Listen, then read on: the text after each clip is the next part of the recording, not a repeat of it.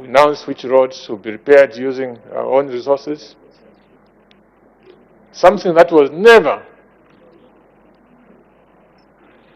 done in the recent years. What we recall, Madam Speaker, is way back about 2012, 2013, when a plan was announced. But that plan was just a plan to deal with roads, one section of the country. The rest of the country, they said, wait, you come later, phase 3. By the time we came to phase 2, the country was already heavily indebted. There was nowhere else to borrow now. So those who were told to wait for phase 3, it has never happened. So, Madam Speaker, I'm sure my brother there will come at some point and announce a well-balanced plan to the nation. Madam Speaker, I thank you. Thank you. The Honourable Member for Kantanshi. Thank you very much, Madam Speaker. Thank you very much, Honourable Minister, for your responses. I've been carefully listening. I've noticed that there's been an increase in the revenue collected. And I know you have also bemoaned the fact that there were too many contracts were being given. Honourable Minister, I would like to find out from you, do you think that the revenues that were being collected in the past, if they were properly used to pay contractors correctly, will still be in this situation? And if not, what changes are you going to make at NFRA that are going to improve this current situation we're in? I thank you, Madam Speaker. Thank you. The Honourable Minister of Finance and National Planning. Thank you, Madam Speaker, and I want to thank the Honourable Member. He has indeed raised a very important question. I wish I could answer it with knowledge, but really I don't know how money was being utilized in the past with respect to the roads. But that being said, going forward, we'll try as much as possible. In fact, we will be transparent. We'll be able to tell you which money is available, how it's being applied, so that everybody's in the know. And please, and I know you're passionate about these things, some of the roads, especially those in places which you represent, those may be undertaken using PPP. So let's work together to find contractors who can work those roads on PPP. We have a lot of hope that many of those roads in the Copper Belt, Mufulira and Dora, for example, we can do them under PPP, and that will serve our people equally well. Madam Speaker, I thank you. Thank you. Next question, the Honourable Member for Chienge.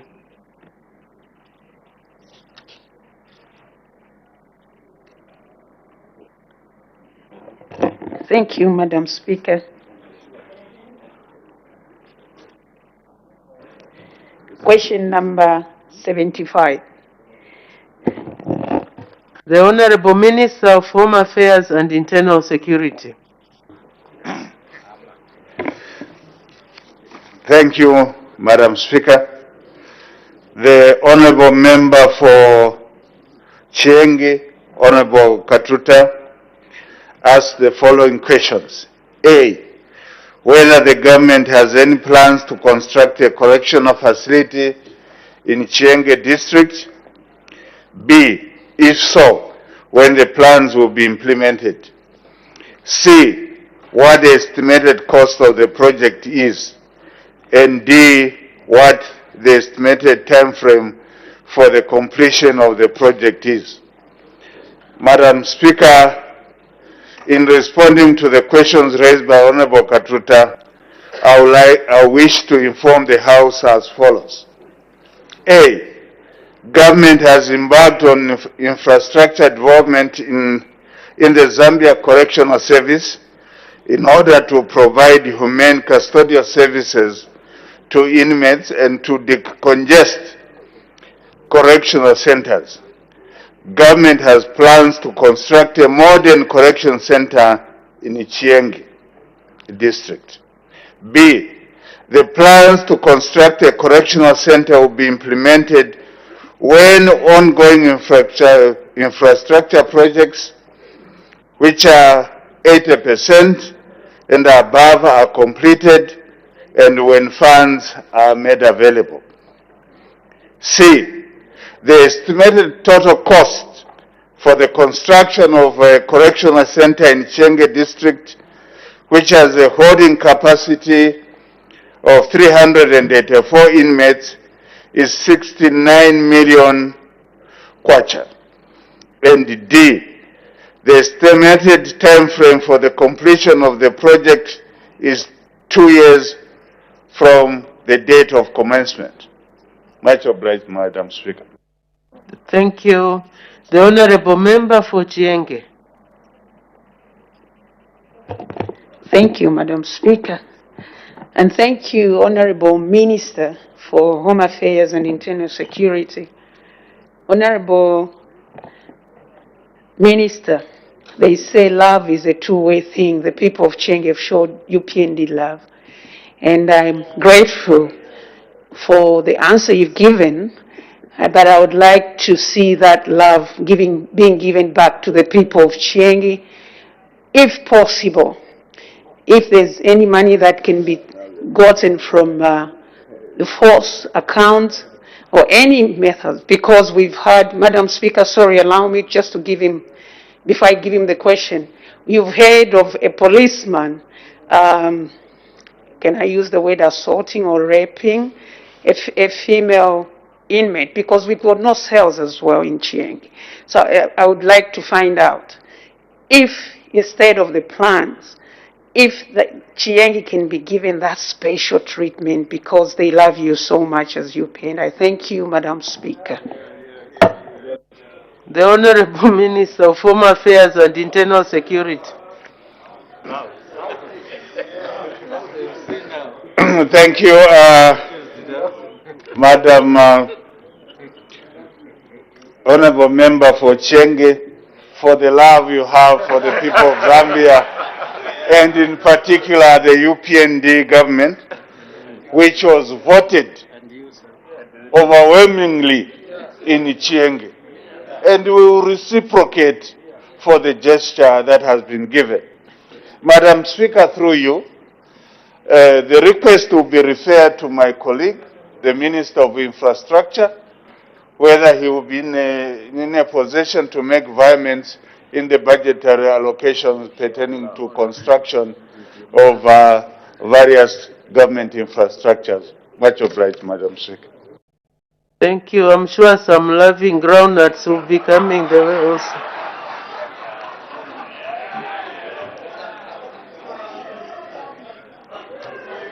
The Honorable Member for Chama North.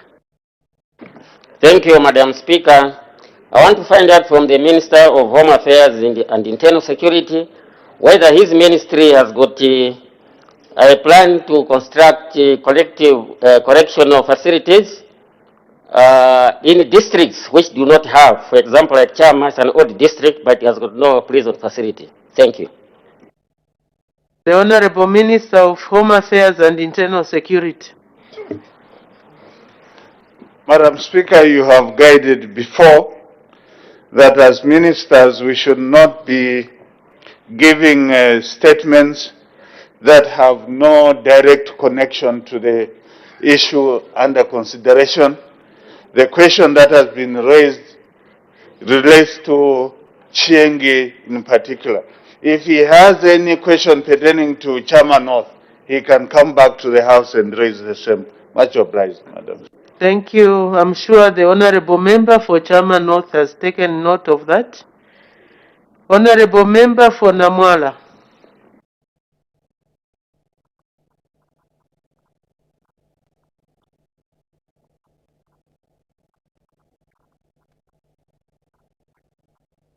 If he's not, oh, thank you. It's there.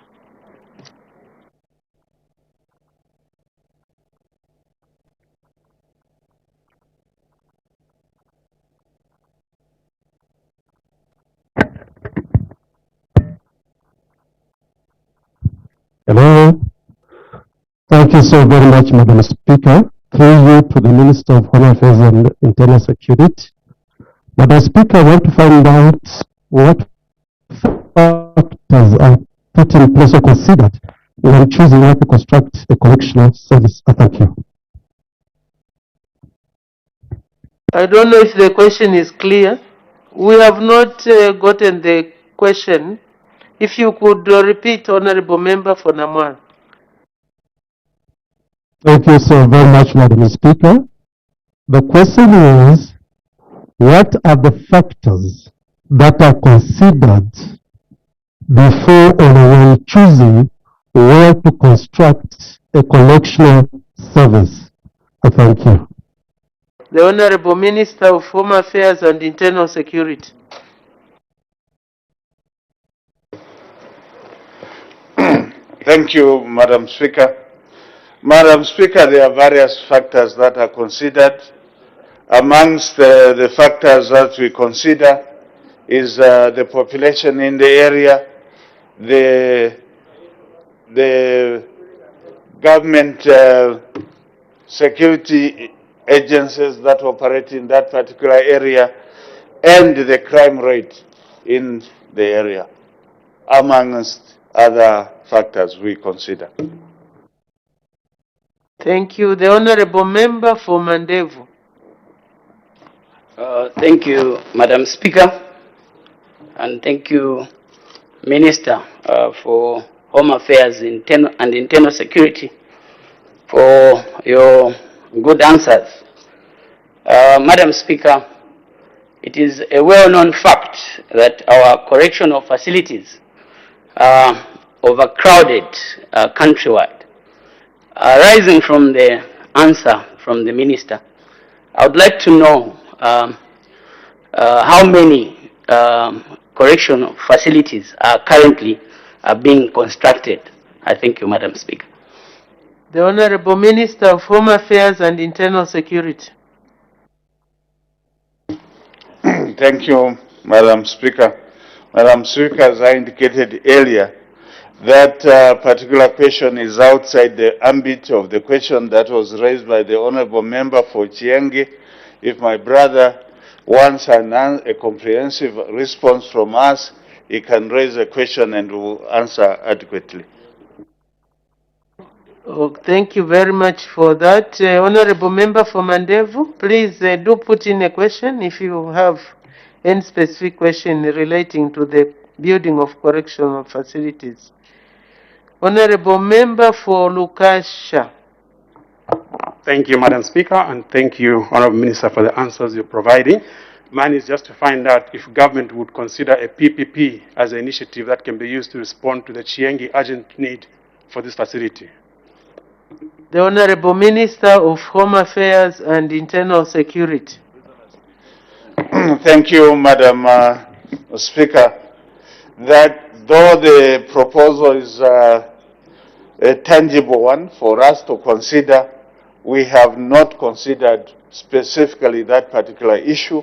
You have to know that we do not have a policy as yet where we can start running private correctional facilities as is obtaining in countries like the United States of America. But that idea that has been floated by my colleague may be considered in future. Thank you. Thank you. The Honorable Member for Iteshiteshi. Thank you, Madam Speaker. Thank you, Minister, for the responses. Maybe mine is a question around, does government have any intentions in future to construct correction services for inmates, specifically for the inmates that have got babies? Thank you. The Honorable Minister of Home Affairs and Internal Security.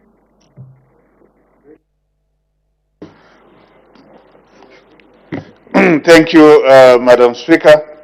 Madam Speaker, I tend to think that my brother is referring to the issue that relates to circumstantial children who are finding themselves in cells with their parents.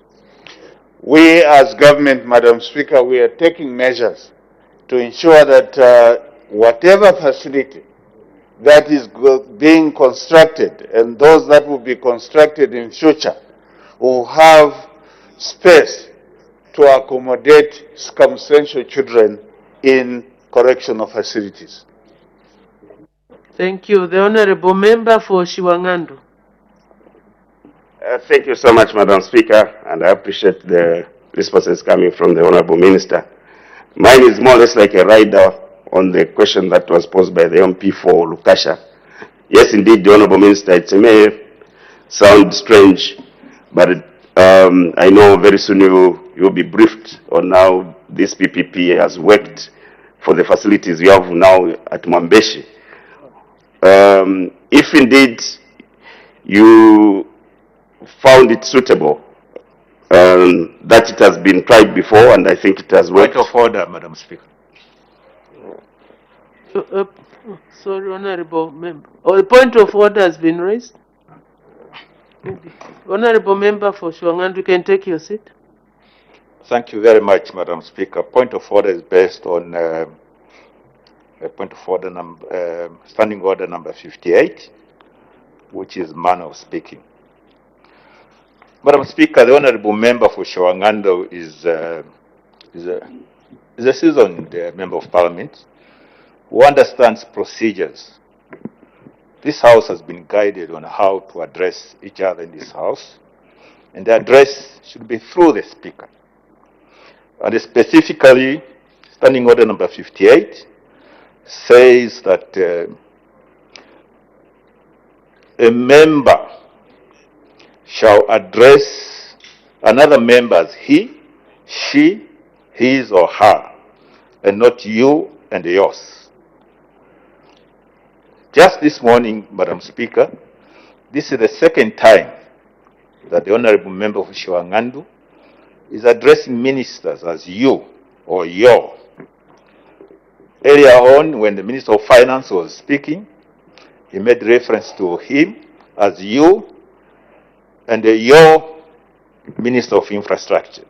And right now, he has been referring to the Minister for Home Affairs as you.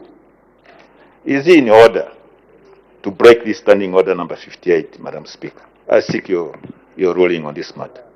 Suspending.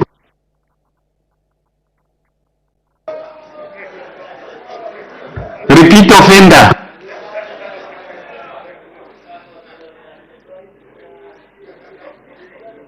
Thank you. A lot of errors have been made. I think we are still getting used to the standing orders. A number of MPs, honorable members, as they address each other, they've been saying you, your budget, whatever, you, your, instead of he, what, she. So please, let's take note of that standing order. Let's learn to address our honorable members appropriately so that we don't, by error, bring in the presiding officer in the debate. Honorable Member for Shiwangandu, you may proceed. Thank you so much, Madam Speaker. And Madam Speaker, what much we need to do is people are abusing the mics in the other centers where they are sitting, which needs to be dealt with. And I'm happy that the Minister responsible for infrastructure was trying to draw my attention because indeed it's more or less like his responsibility to deal with infrastructure for the Honorable Minister of Finance or Minister of Home Affairs in form of correctional services. Minister, I was just trying to say that it has worked before and I'm sure you'll be able to be briefed fully. Is it something that you can consider, depending on the scenario obtaining in Chiangi, to pursue with the Honorable Minister of Infrastructure sitting right behind you so that our people, I know it's a tall order, resources are quite limited, but we need to collapse the box and look at various avenues just like we tried to do. I thank you, Madam Speaker. Thank you. The Honorable Minister of Home Affairs and Internal Security. Thank you, Madam Speaker. Madam Speaker, I'm privy to the previous arrangements that were made by my ministry pertaining to the construction of correctional facilities. I'm aware that the government, through the Ministry of Home Affairs, did enter into an arrangement which I do not consider private-public partnership per se, where the current Chimbokaila prison in Kamwala was given to a private investor in exchange for the construction of a correctional facility in Mwembeshi. Similarly, Kamwala prison was given away to an investor who wanted to build something else in Kamwala in order for them to construct a correctional facility in Mwembeshi. I'm aware, but I tend to think that the issue that is being raised by my brother, Honorable Member of Parliament for Rukasha, is a facility that is currently in place, like in the United States, where private prisons are constructed by private individuals and government pays for bed space in those prisons. That I indicated in future we may consider, and not what transpired in the previous regime. Thank you.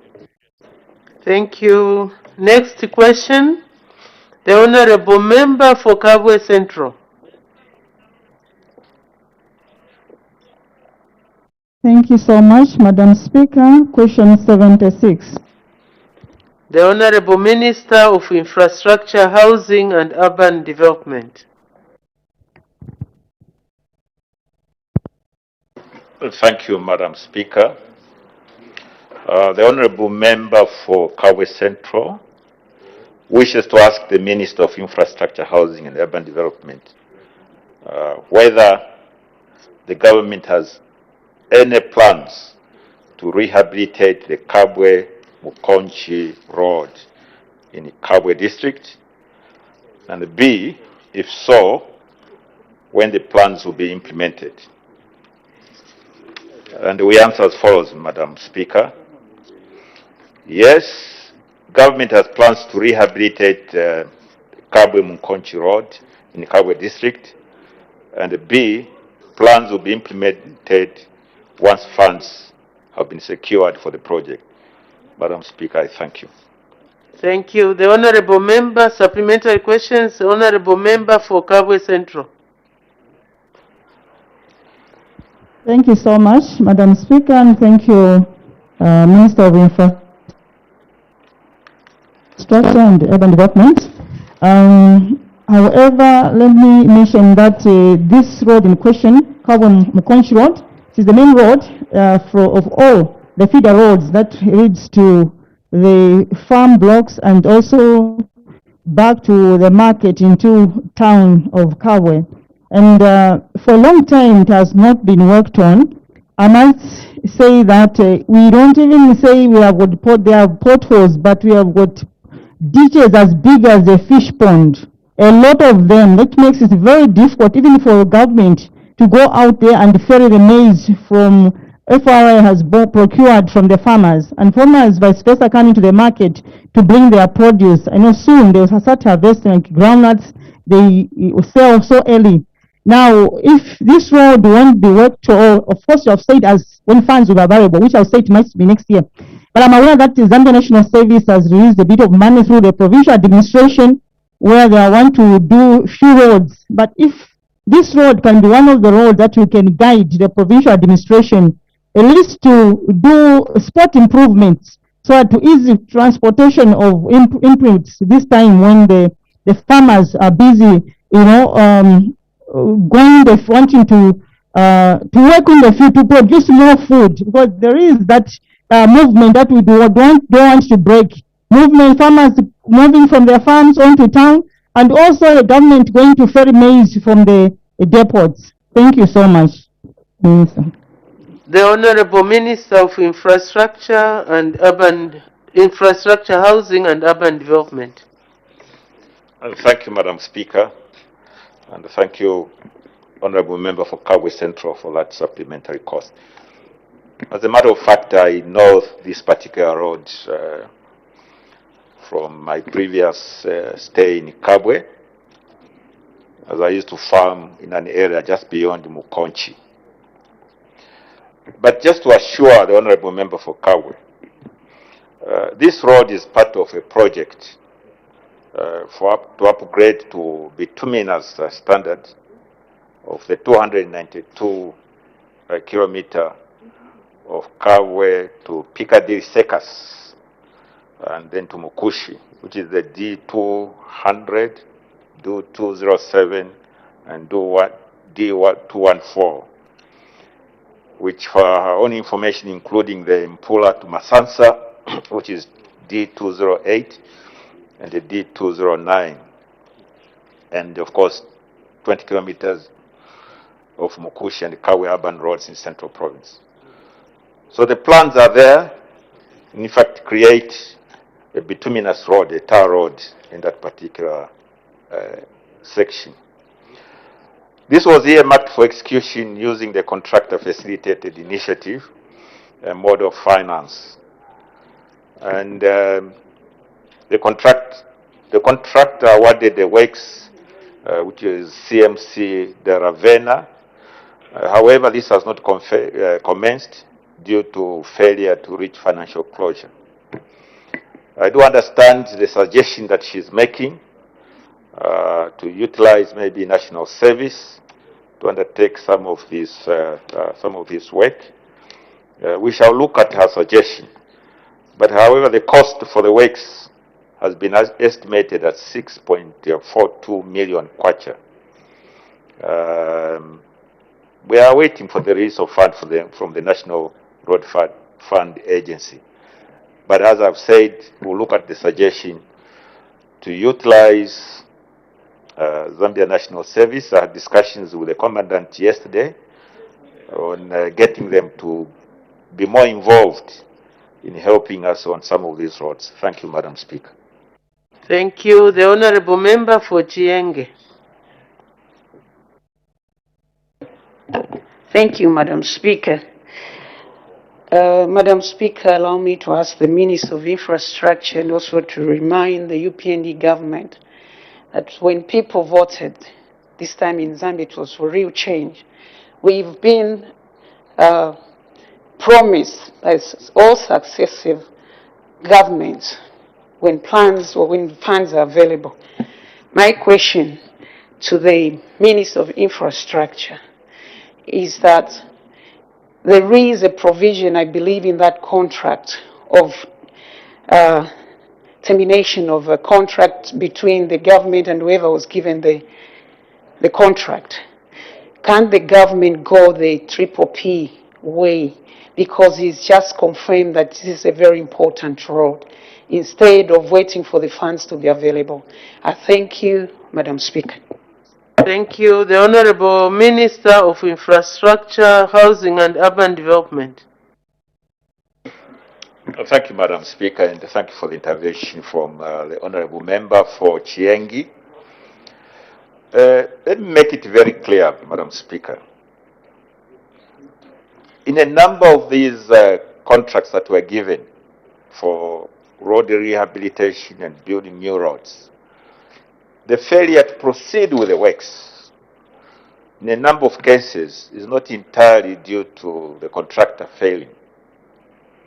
It is due to government failing to pay the contractor. And in a number of cases, even for certified works, in other words, for work that has already been done and has been certified by our engineers that this work has been done. The reason for this has already been adequately explained by my honorable friend, the Minister of Finance, as to what caused this particular situation. Going back to her secondary issue, which is the PPP, we must be very careful that we understand on which roads we can apply PPP.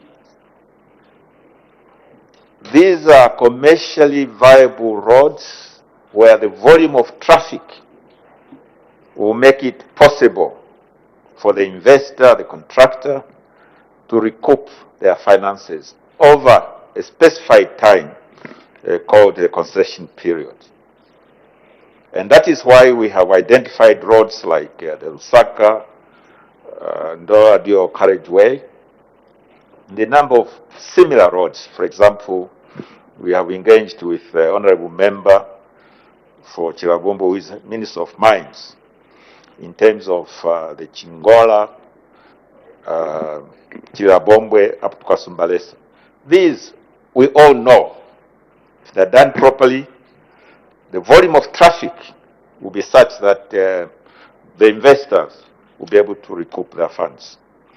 On roads like the ones we are talking about, it will be a tall order for people to be able to invest on it so that they can recoup them. It will take a long time, and therefore may not be of interest to investors. What we are doing as government is that even as we identify these major roads where we're going to do PPPs, this will ease the pressure on the government resources to be able to undertake rehabilitation of works, building of new roads on these less attractive roads. So when we say this will be done when funds are available, this is not mere rhetoric. Already we are going to a new budget, and we'll look at these roads and make sure that some resources are allocated to start working on them. Thank you, Madam Speaker.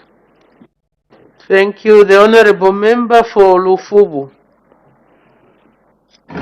Thank you, Madam Speaker. I want to get a direct answer from the Able Minister. I know the answer is giving okay, but we need to look at this time. These ponds will not allow us to move when rains intensifies. Mukonchi Road, just like in Kabwe and Gabwe Road, these roads need emergency attention. What is the government doing right now? Because we can wait for next year, but it means there will be no activities during this rain season because these roads will not allow us to pass. Thank you. The Honorable Minister of Infrastructure, Housing and Urban Development.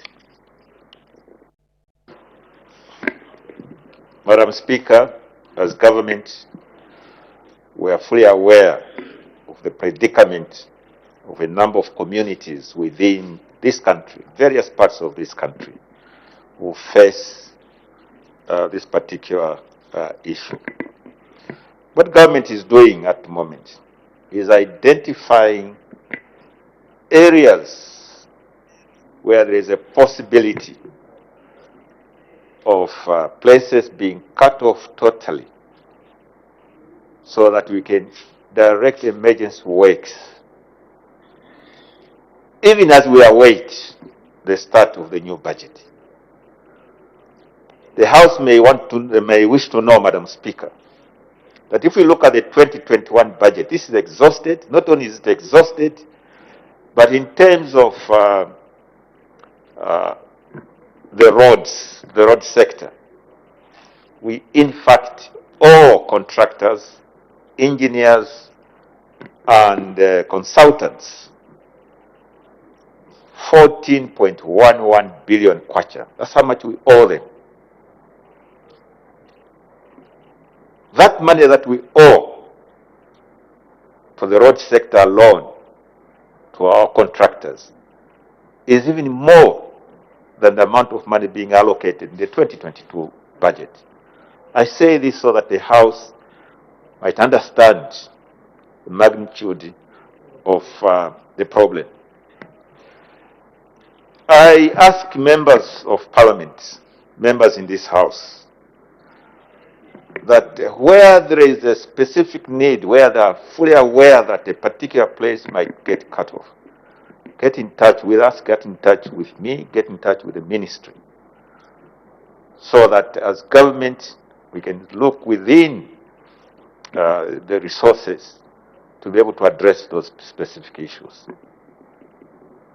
Example, I think the honorable member for Lundazi has been engaging with me together with other members, including, maybe I should not mention, the bridge on the Lundazi, on the Chipata Lundazi road.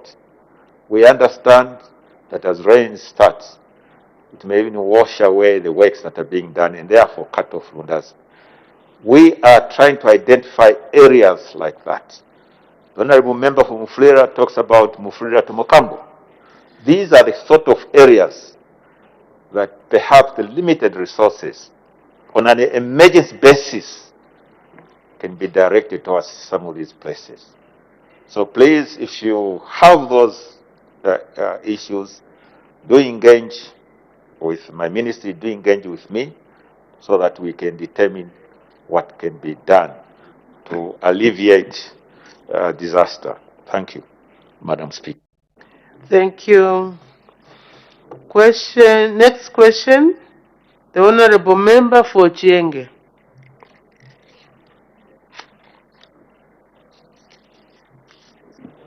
Thank you, Madam Speaker. Question number 77. Thank you. The Honorable Minister of Water Development and Sanitation.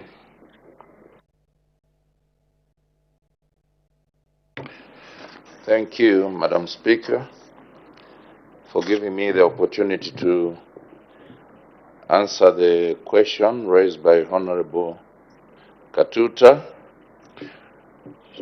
She asked a question which is in 6 parts as follows. When the construction of water reservoirs in Chiengi district will commence? B, how many reservoirs are earmarked for construction?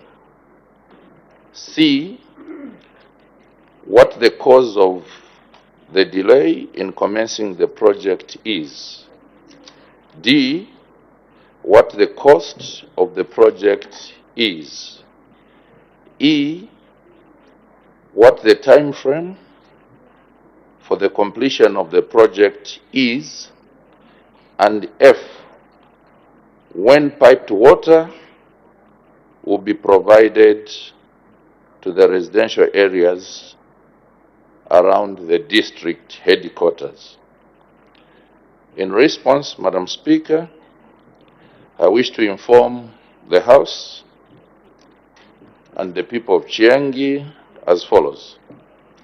A, the construction of water reservoirs in Chiengi district will commence within the 4th quarter of 2021. B, 3 reservoirs are earmarked for construction on the project. C, the delay in commencing the project was due to the delayed release of funds from the Treasury. D, the cost of the project is 30 million kwacha. E, the time frame for the completion of the project is 12 months. The project commenced in June 2021 and is expected to be completed in June 2022. And F, the piped water will be provided to residential areas around the district headquarters once the entire project is completed as envisaged in June 2022. I thank you, Madam Speaker. Thank you. The Honorable Member for Chiengi. Thank you, Madam Speaker. And thank you, Honorable Minister, for water development and sanitation. I like the way you respond. You're so calm. Minister, I'd like to bring it to your attention that there were some funds which were paid. I think the funds were provided by Germany, something I can't recall correctly, but I know there were funds which were paid for mobilization for the contractor. Now, I just wanted to find out as to why the contractor has not gone on site. Because now I've heard you talking of the project to be completed with the fourth quarter of 2021. But as far as I'm concerned, Madam Speaker, I haven't seen any project which has started, which is being which is underway or being constructed, because I know it's supposed to start from Unchelenge, but there's nothing that is happening, though I know the contractor was given some money to utilize. So I would like as to why maybe the minister has given us that answer to say the completion is likely to be done by, is it 2022? So I would like to find out, because there's nothing yet on the ground. I thank you, Madam Speaker. Thank you. The Minister of Water Development and Sanitation. Thank you, Madam Speaker. And I also want to thank the Honorable Member of Parliament for Chiengi, Honorable Katuta, for that supplementary question. Just to correct the impression being created in terms of financing, Madam Speaker, the said project is wholly financed by the government of the Republic of Zambia and not otherwise.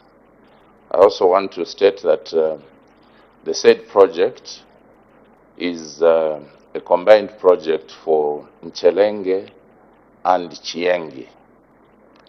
And the total cost of this project is 112 million kwacha. However, in answering the question earlier, I took out the component for Chiengi alone. So it's true that some money were released to the contractor for the contractor to mobilize. And Madam Speaker, I want to confirm that an amount totaling to 12.4 million kwacha was indeed released to the contractor to mobilize.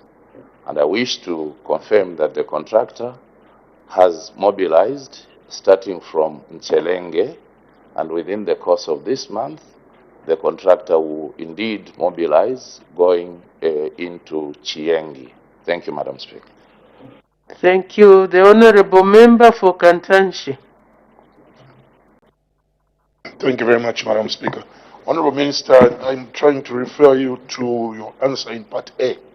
And if I got you correctly, you were saying the contractor will move on site in the fourth quarter of the year. Now, what would be the rationale for the contractor to move on site in the fourth quarter when that is the beginning of the rain season? How is the contractor going to effectively work in the rain season? Thank you. Just a reminder that as we ask questions, not to address the Honorable Minister as you. Maybe refer to him as the Honorable Minister so that there is no direct reference to each other. The Honorable Minister of Water Development and Sanitation. Thank you, Madam Speaker. I know that with the onset of the rain season, there's bound to be some disturbances or indeed slowing down in the pace of most of the projects. But this is not to say that once we're in the rain season, we have to cancel the projects. We are talking about the construction of water reservoirs here. And therefore, we don't have to suspend the mobilization of the contractor in moving into the site, into the project. Like I said earlier, this project is combined between Nchelenge and Chiangi.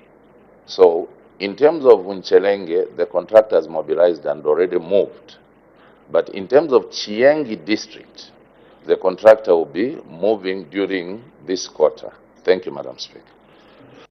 Thank you. The Honorable Member for Itesh. Thank you, Madam Speaker.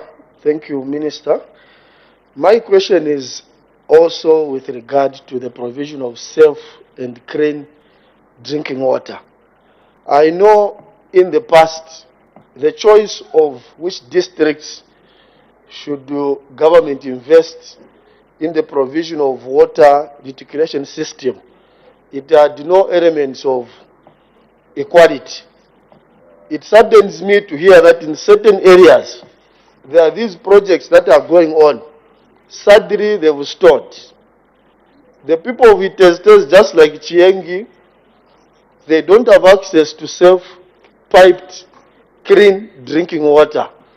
And I want to remind government, Madam Speaker, that the people of Itestes, just like Chiengi, they are also people, like the people of Lusaka, who are accessing water.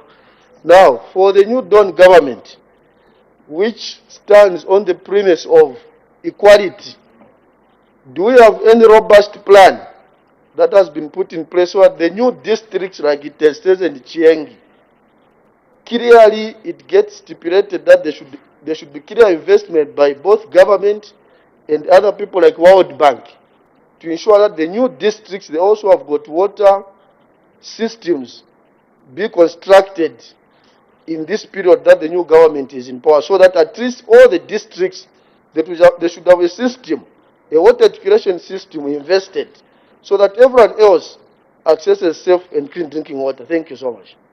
Thank you. The Honorable Minister of Water Development and Sanitation.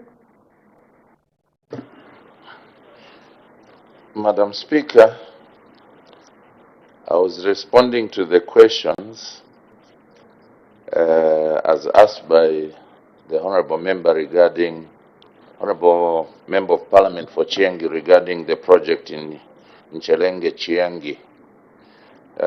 I say that this is a totally different question, but suffice to say that development is continuous, and as a new Dawn government,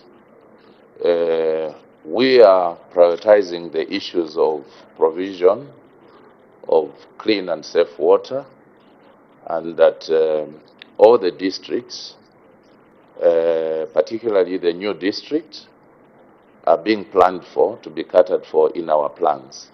This cannot be achieved within 2021 or within 2022, but I want to assure the Honorable Member that all the new districts will be taken into consideration as we plan going forward. Thank you, Madam Speaker. Thank you. Next question, the Honorable Member for Mfumbwe.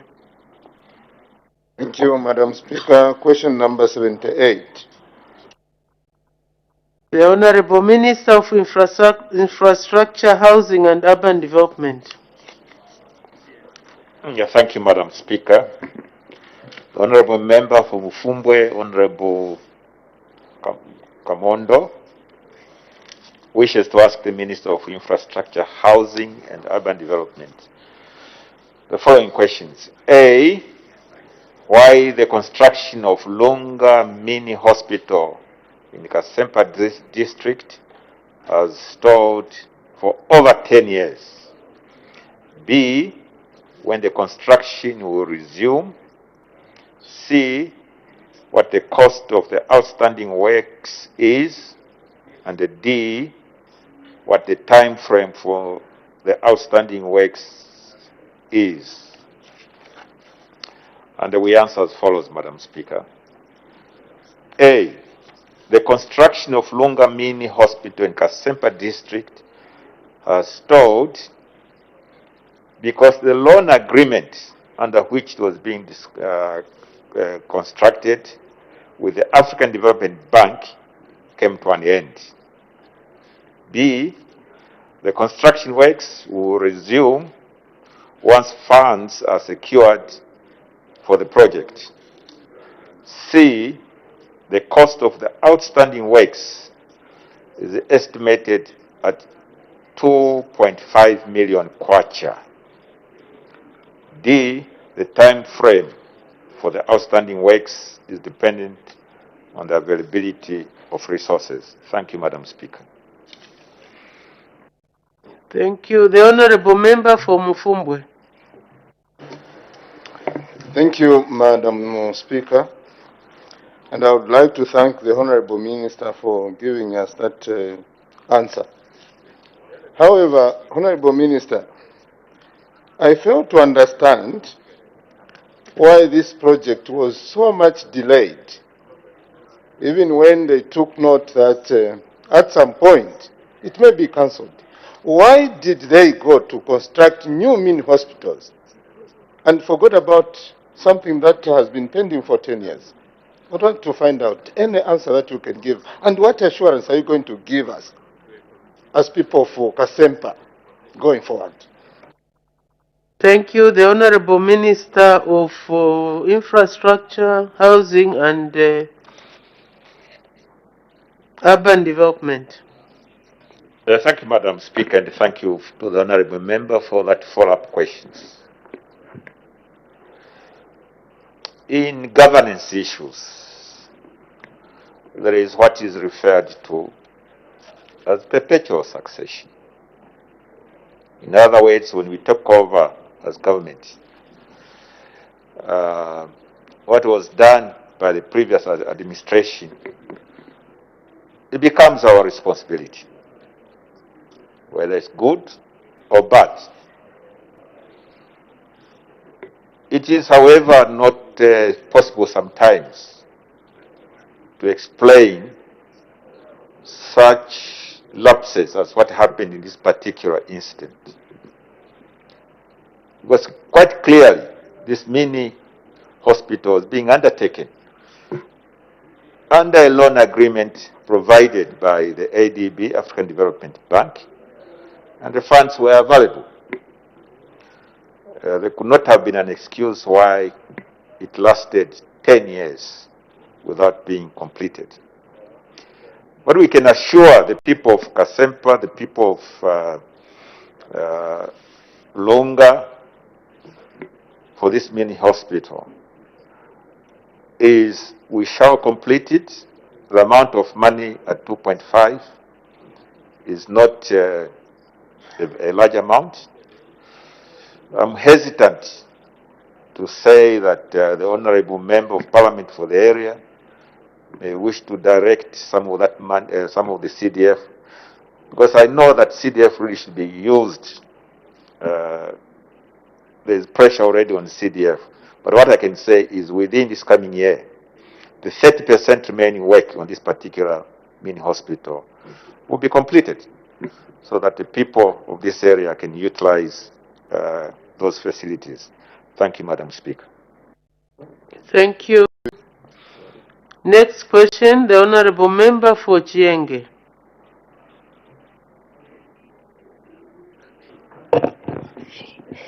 Thank you, Madam Speaker. Question number 79. The Acting Minister of Education.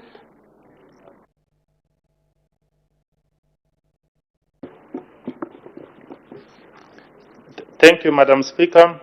The Honorable Member for Chienge, Ms. Katuta, asked the Minister of Education the question in three parts.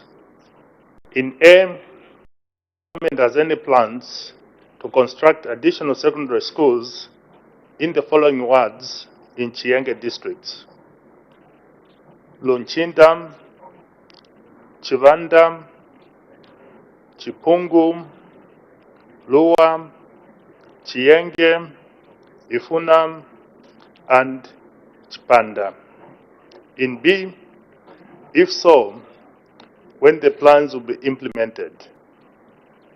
And in C, if there are no such plans, why? Madam Speaker, I wish to inform the House and the people of Chienge as follows. A, the government has no immediate plans to construct additional secondary schools in Luchida, Chipungu, Chipundu, Luwa, Chienge, Ifuna, and Chipambe wards. B, due to the response in Part A, Part B falls off. In C, the district has adequate secondary schools which the district school-going population has yet to saturate. Madam Speaker, I thank you.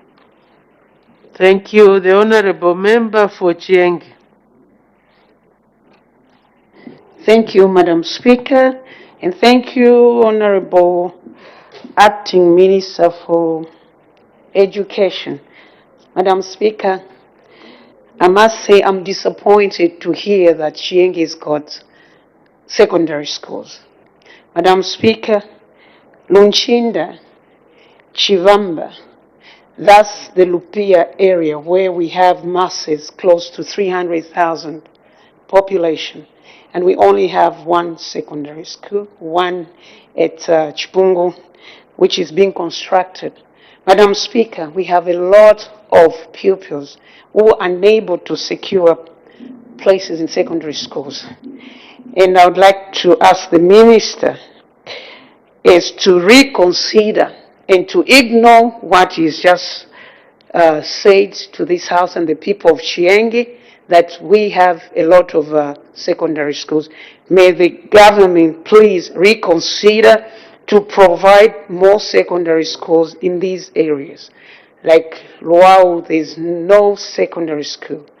May you reconsider and plan for a secondary school in Luau and these other wards that the people of Chienge have asked for. I thank you, Madam Speaker. Thank you. The Acting Minister of Education. Thank you, Madam Speaker, and thank you for that follow-up question.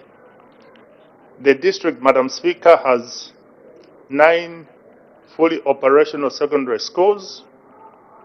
What is urgent at the moment is to provide staff payroll establishment in upgraded secondary school. 2, construction of additional classrooms. 3, specialized rooms. And 4, staff accommodation in 8 secondary schools. And there is need to speed up the completion of Kalungwishi Secondary School. Madam Speaker, I thank you. Thank you. The Honorable Member for Chama South. Thank you, Madam Speaker.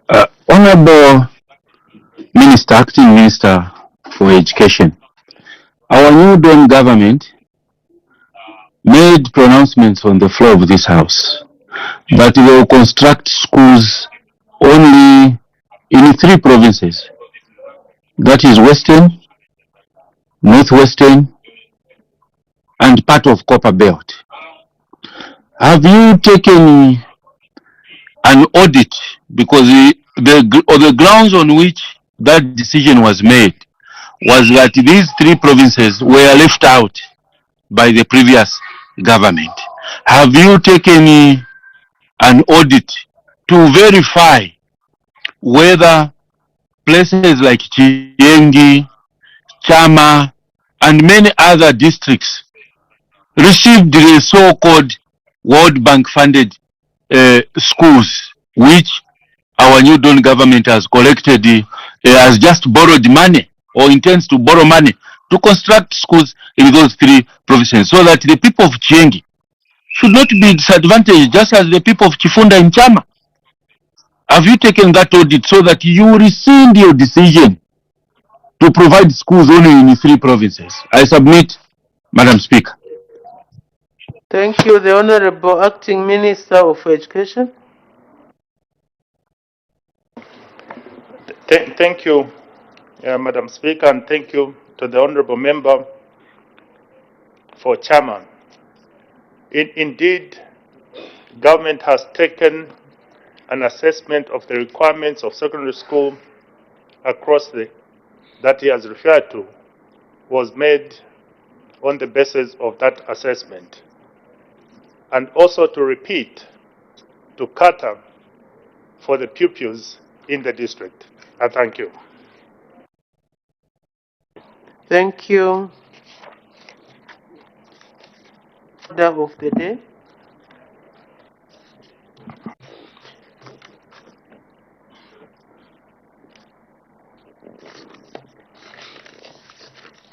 As the time is 10:40 hours, I suspend business for 20 minutes for health break. Business has been suspended for that healthy break, 20 minutes of health break. We'll be back after this program.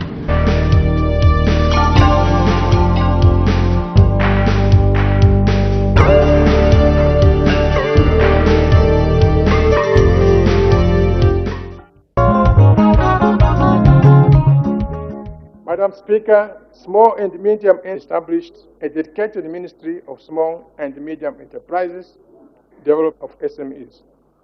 Madam, to enhance the smooth operation of SMEs, the new Dawn administration will provide support to SMEs and cooperatives, ranging from infrastructure development as well as access to markets and credit. We already have an ongoing work in the construction of industrial yards. Madam Speaker, with regards to access to credit, I'm glad to inform this August House that various international institutions, such as UK Aid and the European Investment Bank, have come on board. This is in addition to our local institutions, which have products tailored for SMEs. We have made, Madam Speaker, the energy sector is key to economic transformation. The focus will be on the development and management of energy resources in a sustainable manner. Madam, currently the energy sector is faced with many challenges. In the electricity subsector, tariffs are not cost effective, hence the low investments in the sector.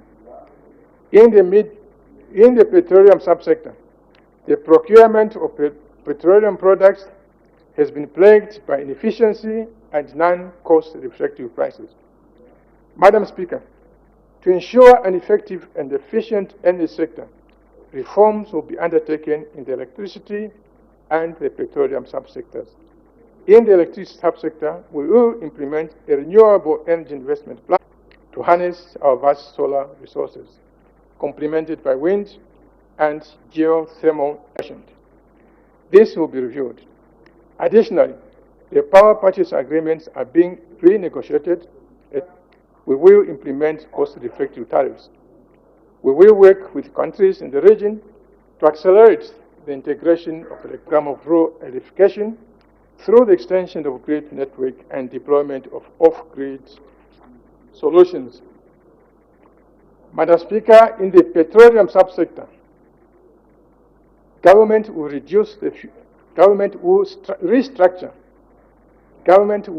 restructure the fuel supply chain to achieve the design of the existing petroleum supply lines were largely motivated by the geostrategic realities of the 1960s, as Zambia sought to disengage from the economic connections with Southern African countries under apartheid and colonialism. Economic efficiency was considered secondary. Madam, here is an example of the inherent inefficiencies that exist today. Fuel may come into Zambia from Dar es Salaam. Whether it comes in form of raw stuff for Indian refinery or finished imported stuff, it travels all the way to the storage tanks in Ndola. From Ndola, some of that fuel returns to Mpika, Kasama, and even Nakonde, where it passed through en route to Ndola in the first place. This inefficiency This inefficiency Order. Honorable members, let's listen to the budget speech. Order. This inefficiency contributes to the high cost of fuel unless it is subsidized.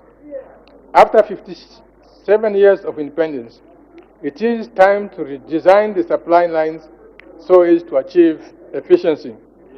This is what the government is doing right now so as to remove the inefficiencies. Transport sector. Madam Speaker, transport infrastructure and systems are the arteries through which the economy pulses. Good roads, rail, air, and maritime infrastructure are the backbone for facilitating economic activities as well as trade and investment domestically and within the region and beyond. Madam, in road transport, priority will be placed on maintenance, rehabilitation, and upgrading of feeder roads. We have commenced the improved rural connectivity project to maintain and rehabilitate a total of 4,300 kilometers of rural feeder roads. Emphasis will also be placed on the rehabilitation of economic roads, some of which are in a very bad state, such as the Lusaka-Ndola, Linsali-Nakonde, Kazungula-Sesheke roads. Madam Speaker, railway transport has been facing a number of challenges, the major one being the poor state of the infrastructure. To ensure sustainability, priority in the near term will be maintenance of the infrastructure. Madam, the financing of roads, the financing requirements to construct new roads as well as rehabilitate and maintain existing roads. And so for a long time, because of the previous practice of awarding road contracts, even when there was no money to pay the contractors. Arrears in the road sector, Madam Speaker, arrears in the road sector have risen to almost $1 billion US. Madam Speaker, the government will therefore aggressively pursue the public-private partnership in the overhauling of the existing line and the construction of new railway spurs as well as roads. I have no doubt that the private-public partnership mode of financing will be very successful because already we have received so many proposals. Further, rehabilitation and maintenance of provincial airports and aerodromes will continue to facilitate air transport for both cargo and passengers. Information and communication technology. Madam Speaker, information and communication technology, ICT, enables economic growth by facilitating delivery of services through the internet and the mobile broadband. In the event of the COVID-19, in the advent of the COVID-19 pandemic, this sector is proved to be vital in social and economic affairs of the country. Madam, ICT is an important tool for innovation and financial inclusion. It is increasingly creating employment opportunities for the youth in various sectors such as transport, trade, and financial services. To enhance these opportunities, government will increase the number of communication towers so that this technology reaches all our citizens, especially in the unserved and underserved areas. The New Dawn administration will actualize the digital transformation agenda. Human and social development. Madam Speaker, we must put our people at the center of development. This is not just for its own sake, it is also good economics because it is now known, or common knowledge, that a country with skilled and healthy people can achieve allocations to education, skills development, and health. We have also scaled up allocation to water and sanitation, as well as provision of social safety nets. Madam Speaker, let me now elaborate on these aspects.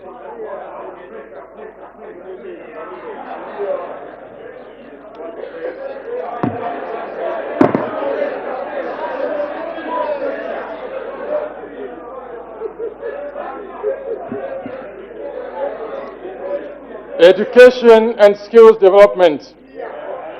Madam Speaker, the New Dawn administration believes that education is the greatest equalizer.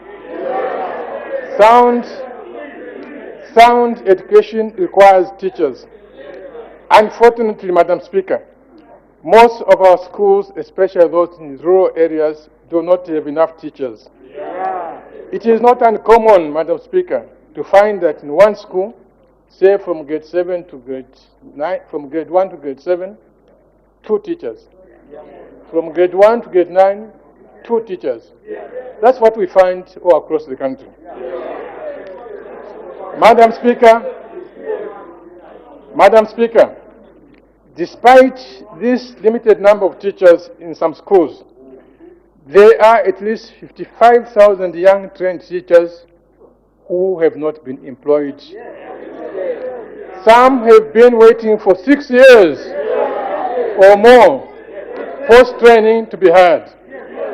Madam Speaker, the New Dawn administration has found the money to recruit the teachers.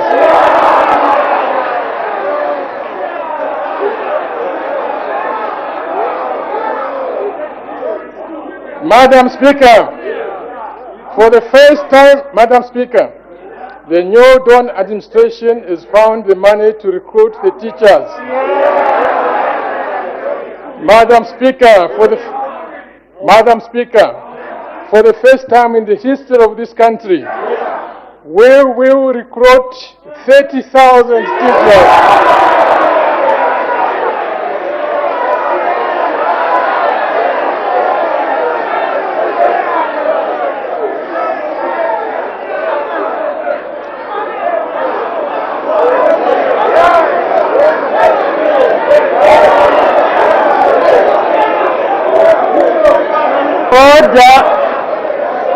Order.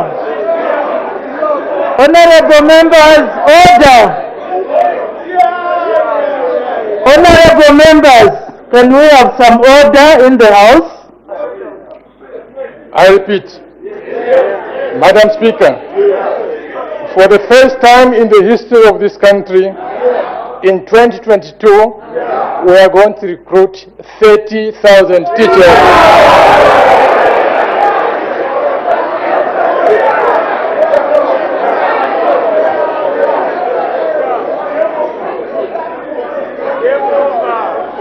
This is, Madam Speaker, order. This is more than what we've hired in the past 10 years put together. The recruitment will help to reduce the backlog of unemployed teachers. Over the next 5 years, the government will continue to hire more teachers in net terms, and the plan is to be current by 2026. Madam, these recruitments are aimed at improving the quality of education by reducing the pupil-teacher ratio. The teachers will be deployed equitably across the country to serve in all the districts. Madam Speaker, the government is aware that in some instances, the shortage of teachers is because some of them do not want to serve in remote places. They join the teaching service merely for the purpose of getting a job, but thereafter insist on transfers so as to serve in urban or peri-urban areas. Government will work out measures within 2022 to end this practice, improve the quality of education through the provision of teaching and learning materials. Grants to primary schools will be access to education.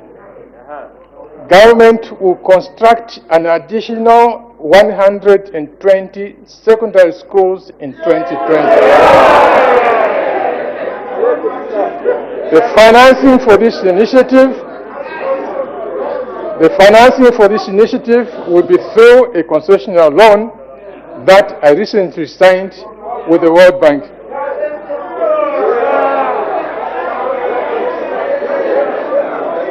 Madam Speaker. Order. Madam Speaker. Order, honorable members, order. Madam Speaker, unlike the loans which were borrowed for building all sorts of things and payable over 5 years, this loan will be payable over a period of 30 years. Of course, the biggest point is increase in CDF to the 25.7 million for each constituency. That will give us leverage now to fix a number of things that were left unattended in the last wasted 10 years of the PF regime, where we had no developments whatsoever. We never saw any recruitment of teachers. We never saw fixing of bridges. Roads got broken down in Barbara constituency. I've got like maybe 15 or so bridges.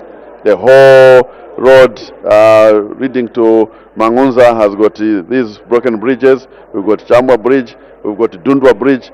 All these bridges were not fixed and the like. So the CDF increase in that amount is going to allow us to train our youths to become quality bricklayers, to become quality builders, to become quality welders, quality manufacturers of various things, including desks, which I've just taken a survey. We're going to recruit our own youths to make desks and supply to the constituency. Because over the years, all of our teachers, that is the biggest milestone, and that is where quality education starts from. It starts with human capital. I think that 30,000 will ameliorate that. So it's quite exciting for the ministry, and we hope that those who will be recruited, and those are the areas which are underserved. So the teachers that will be recruited, and mostly they will go to rural areas because that is where we don't have teachers. So it is also exciting. 30,000. It has never happened at any time, anywhere.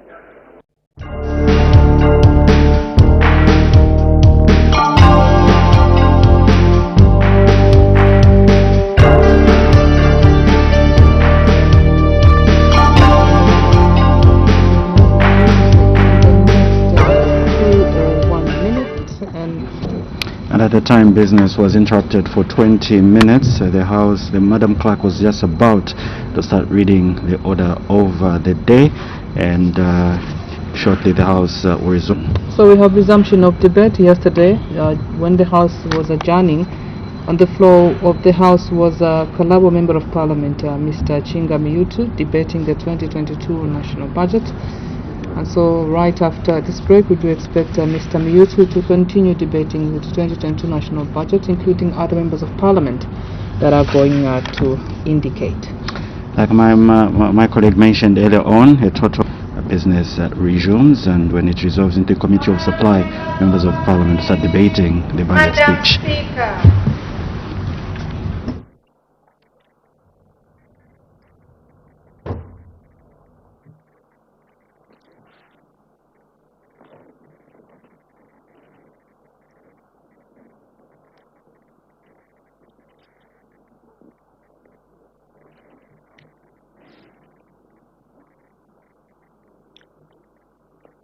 When business was suspended, the House was about to commence considering the motion moved by the Honorable Minister of Finance and National Planning, that is, this House do now resolve into Committee of Supply on the estimates of revenue and expenditure for the year 1st January 2022 to 31st December 2022. Presented to the National Assembly in October 2021. Yesterday, when the debate on the motion was interrupted, the Honorable Member for Kalabo Central was on the floor. May the Honorable Member please continue.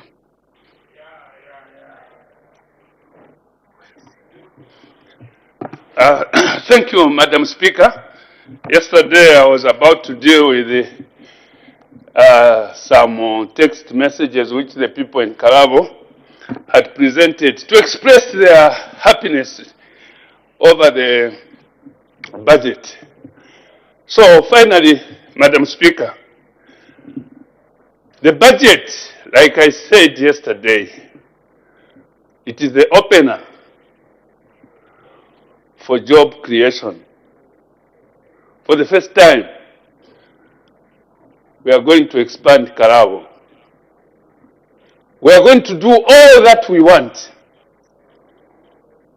Even the number of questions which are going to be presented on the floor will reduce because of the money or monies which have been allocated to the deepest rural areas.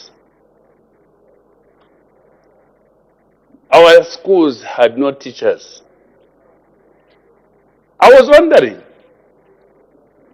somebody says 700 schools. So I was thinking, 700 schools in Zambia, where Karabo exists, and did not receive anything. For 10 years, we have not received any school in Karabo. But 700 schools was mentioned. And several members from some quarters of this country. But this time, because of the new dawn, who really places value on the rural part, they have allocated all those monies so that we are able. The question of accommodation for the teachers doesn't arise, Madam Speaker. The same CDF is going to take care of the accommodation of the teachers, health workers, and everything. In the period that we are allocated for 5 years, our areas will become towns. As long as the budget is being implemented effectively. Thank you, Madam Speaker. Welcome, New Dawn. Thank you. Thank you. The Honorable Member for Wacha. Thank you very much, Madam Speaker, for according the people of Wacha Parliamentary Constituency in Kabwe of Central Province of Finance, Honorable Stumbeko Musokotwane, last Friday, 29th October 2021. And allow me, Honorable Speaker, to congratulate the Minister of Finance, Honorable Dr. Stumbeko Musokotwane, for delivering the presentation. Madam Speaker, the theme of the budget was a growth, and I do not have a doubt in my mind that growth is in line with the economy. It is also talking about job creation and also taking development closer to the people. And I have no doubt in my mind that taking development closer to the people is taking development to the people in our various constituencies.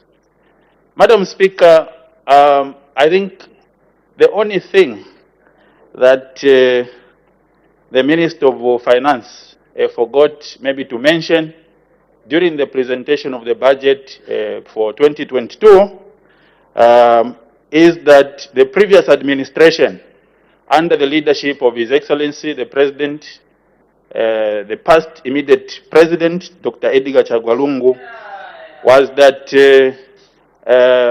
PF party, PF in government, scored when it came to infrastructure development.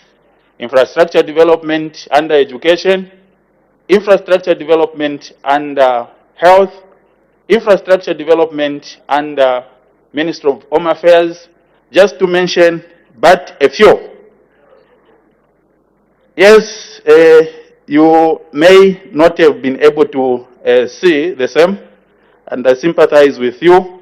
And there is a Bible that I like reading, and this book, it states that they have eyes but they cannot see. Maybe you have eyes but you are not able to see what the previous administration was able to do in your area and in your constituency, Honorable Member. Honorable Speaker, this New Dawn administration will be able to employ 30,000 teachers. It's because the PF government delivered when it comes to infrastructure development and education. Schools were built. I have in mind 115 secondary schools built across the country. I have also in mind 600 primary schools turned into secondary schools. This makes it easier and possible for the New Dawn government to employ and recruit the 30,000 teachers because of the infrastructure development that has been dotted around the country, especially under education by the previous administration, that is the PF.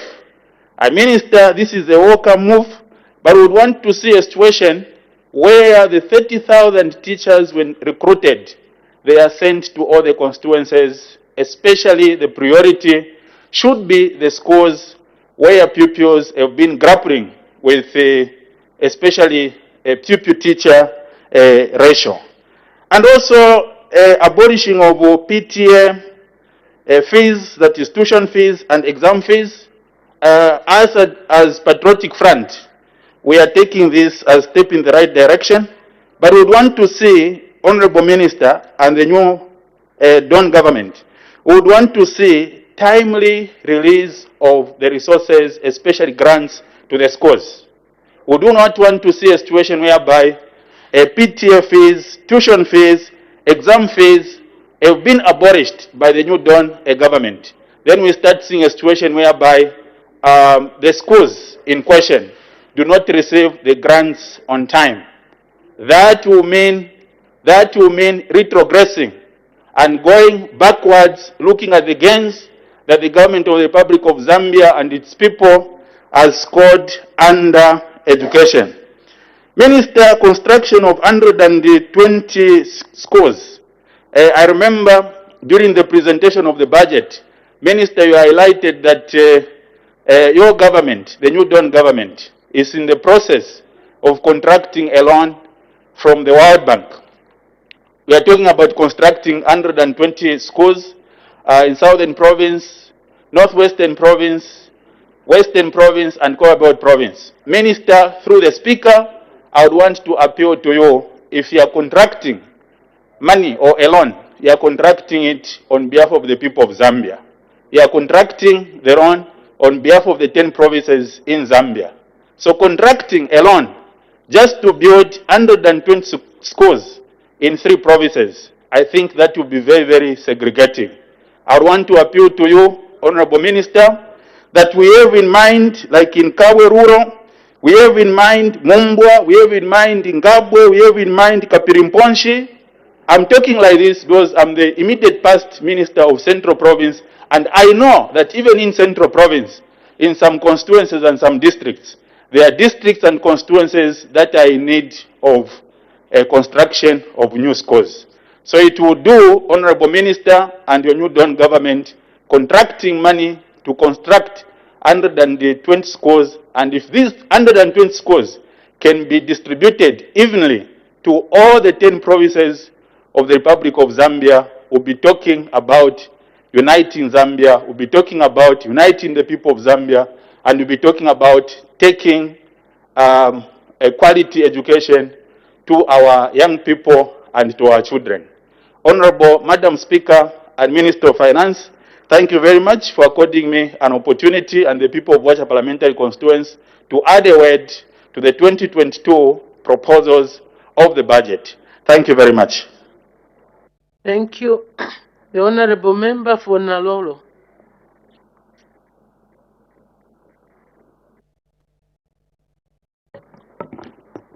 Thank you very much, Madam Speaker. I am delighted to add my voice to what I would describe as one of the most ambitious and populist budgets in the history of this country. I would like to first, from the onset, commend the Minister of Finance for coming to this House and making this proposal. Thank you, Minister of Finance, for showing the political will to advance the agenda of development. When I gave my maiden speech in this August House, I firmly asserted that the good people of Nalolo, who I proudly represent, have not seen the face of development for many years. However, the grand opportunity to develop various constituencies stands with the central government. Madam Speaker, I will go straight to clearly state that this budget has merits and demerits. Madam Speaker, governments are not elected to be re-elected. Governments are elected to deliver development to the people. The New Dawn government must not fall in the trap of the Patriotic Front, where populist policies were advanced. I do take deep recognition of the President's agenda to develop the country, and the people of Nalolo are very happy to hear that the President is willing to take 25.7 million to them, closer to them. But the question is, how sustainable is this for the next 5 years? Because this budget is centered on two external factors. Number one, additional borrowing, which I must commend the minister that it is smart borrowing because it's at a lower cost. However, the second is an envisaged growth in copper prices with an ambitious target of mining close to 3 million metric tons of copper. Now, Madam Speaker, we are creating inelastic expenditure based on factors which the government is not totally in control of. The people of Nalolo want the schools, they want the boreholes, the teachers want the houses, but is this sustainable development or is it a populist move? Madam Speaker, the recruitment of 30,000 teachers is welcome because unemployment is as clear as daylight. So is the employment of people in the health sector. However, all this is being done based on debt. Smart debt. What happens when this debt elapses? What happens if we have another climate change disaster and we do not realize the proceeds we foresee to achieve in copper sales? Dismantling areas for retirees. This is a good move, Minister. I commend you. The retirees of this country have for far too long been suffering, waiting for payments, and some of them are dead. So this I commend. Madam Speaker, the Minister of Finance proposes to borrow 84.2 billion out of the 173 billion of this budget. The ambitious jump to a 44% increase at face value is good and shows the political will, but is it sustainable? Is this going to be sustainable development? Madam Speaker, when a country is recovering from economic shocks, it is very rare, with proven research from other jurisdictions, to jump and increase expenditure. Thirdly, Madam Speaker, I would like to advance the agenda that employment creation should be the premise of the private sector. In this budget, the government seems to want to employ more than the private sector. The 350 million kwacha allocated to SMEs, in my view, or in the position of the Party of National Unity and Progress, is not enough. The minister proposes on page 49, under 219, to remove the 10% export duty on maize. Why can't we add value to our maize in this country and then export it? We import a lot of cornflakes, but want to export maize. We must create value, because when we encourage export of maize, we are creating employment in other jurisdictions. I speak from an experience of value chain development, that you cannot create value chains in another country while relying on a depleting resource. However, Minister, Honorable Minister, you have done a good job in trying to refinance the debt position and to relook at other options that may restore the dignity of this country. However, we are looking forward to the 2023 budget to see if we will harvest the returns. In summary, for me, this budget is ambitious, it is good, but it is based on opportunity cost, of which may not be sustainable. We may not reach those mining levels of 3 million metric tons. Therefore, Mr. Speaker, Madam Speaker, I would like to submit the Minister of Finance to look at proper diversification of the economy, that it should be realistic. The agriculture sector must be an alternative. We cannot rely on mining continuously. However, lastly, we must not politicize development. Development must be across left and right of this House. If we say we encourage exporting of maize, then you are importing over 20,000 tons of conflicts. Why not encourage SMEs to establish industries? Why not encourage SMEs to establish rice plantations in Western Province? Madam Speaker, the diversification agenda is not really coming out in this budget. It is a good... Thank you. Thank you, I submit. Thank you. The Honorable Member for Chimba Milonga.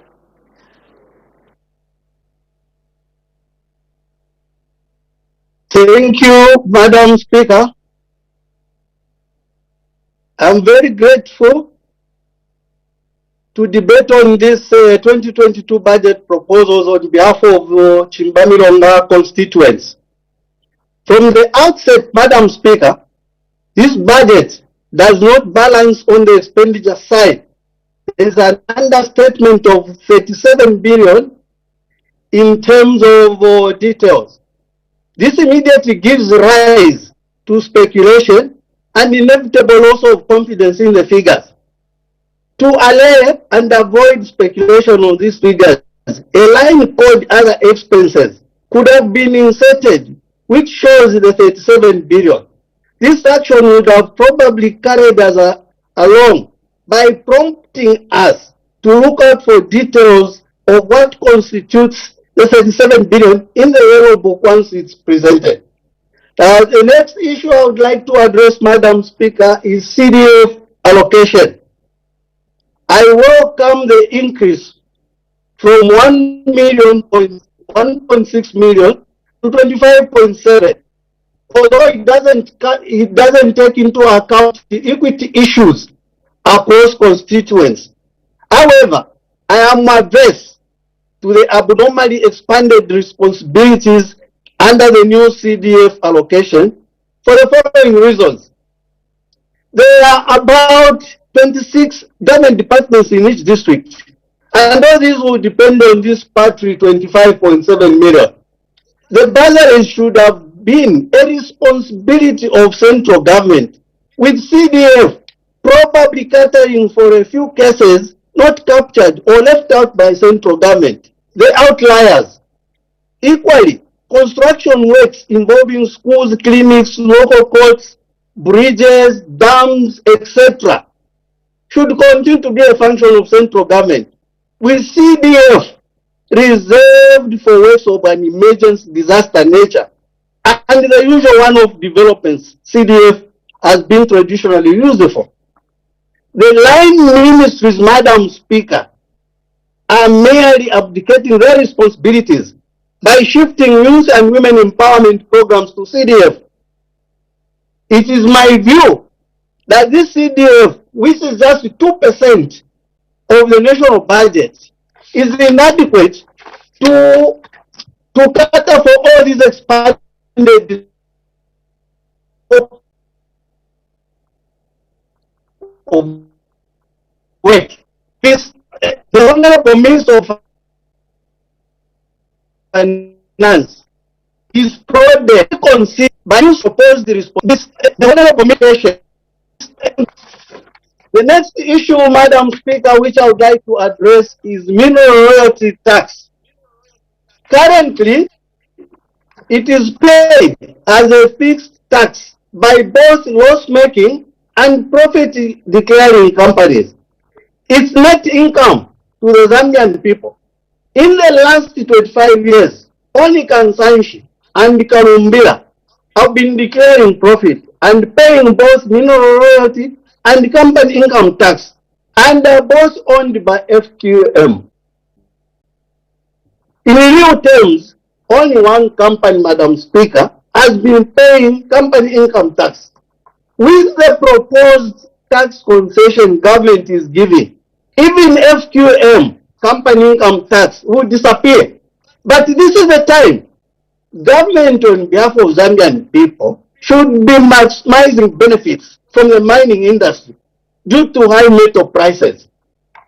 Mineral royalty tax will now be a deductible cost from profits before tax. It is worth to note, Madam Speaker, that one mining company indicated that they will invest around $2 billion in Zambia if mineral royalty tax was made deductible and increased production to not less than 2 million tons. With this promise, two outcomes are likely, Madam Speaker. One, this company will benefit from them accountable over the promise of investing the two out for good. Zambian minerals will be brought back to meaning Zambians will recapitalize these mines through the foregone tax revenue. The question to ask, Madam Speaker, is why mining companies love income tax? It's simple transfer pricing and exaggeration of to declare low to mining is income. On the other hand, they hate mineral royalty tax because it is based on extracted minerals and is easy to administer by ZRA and is difficult to cheat. In Zambia, most mines are privately owned. So why should we give such concessions?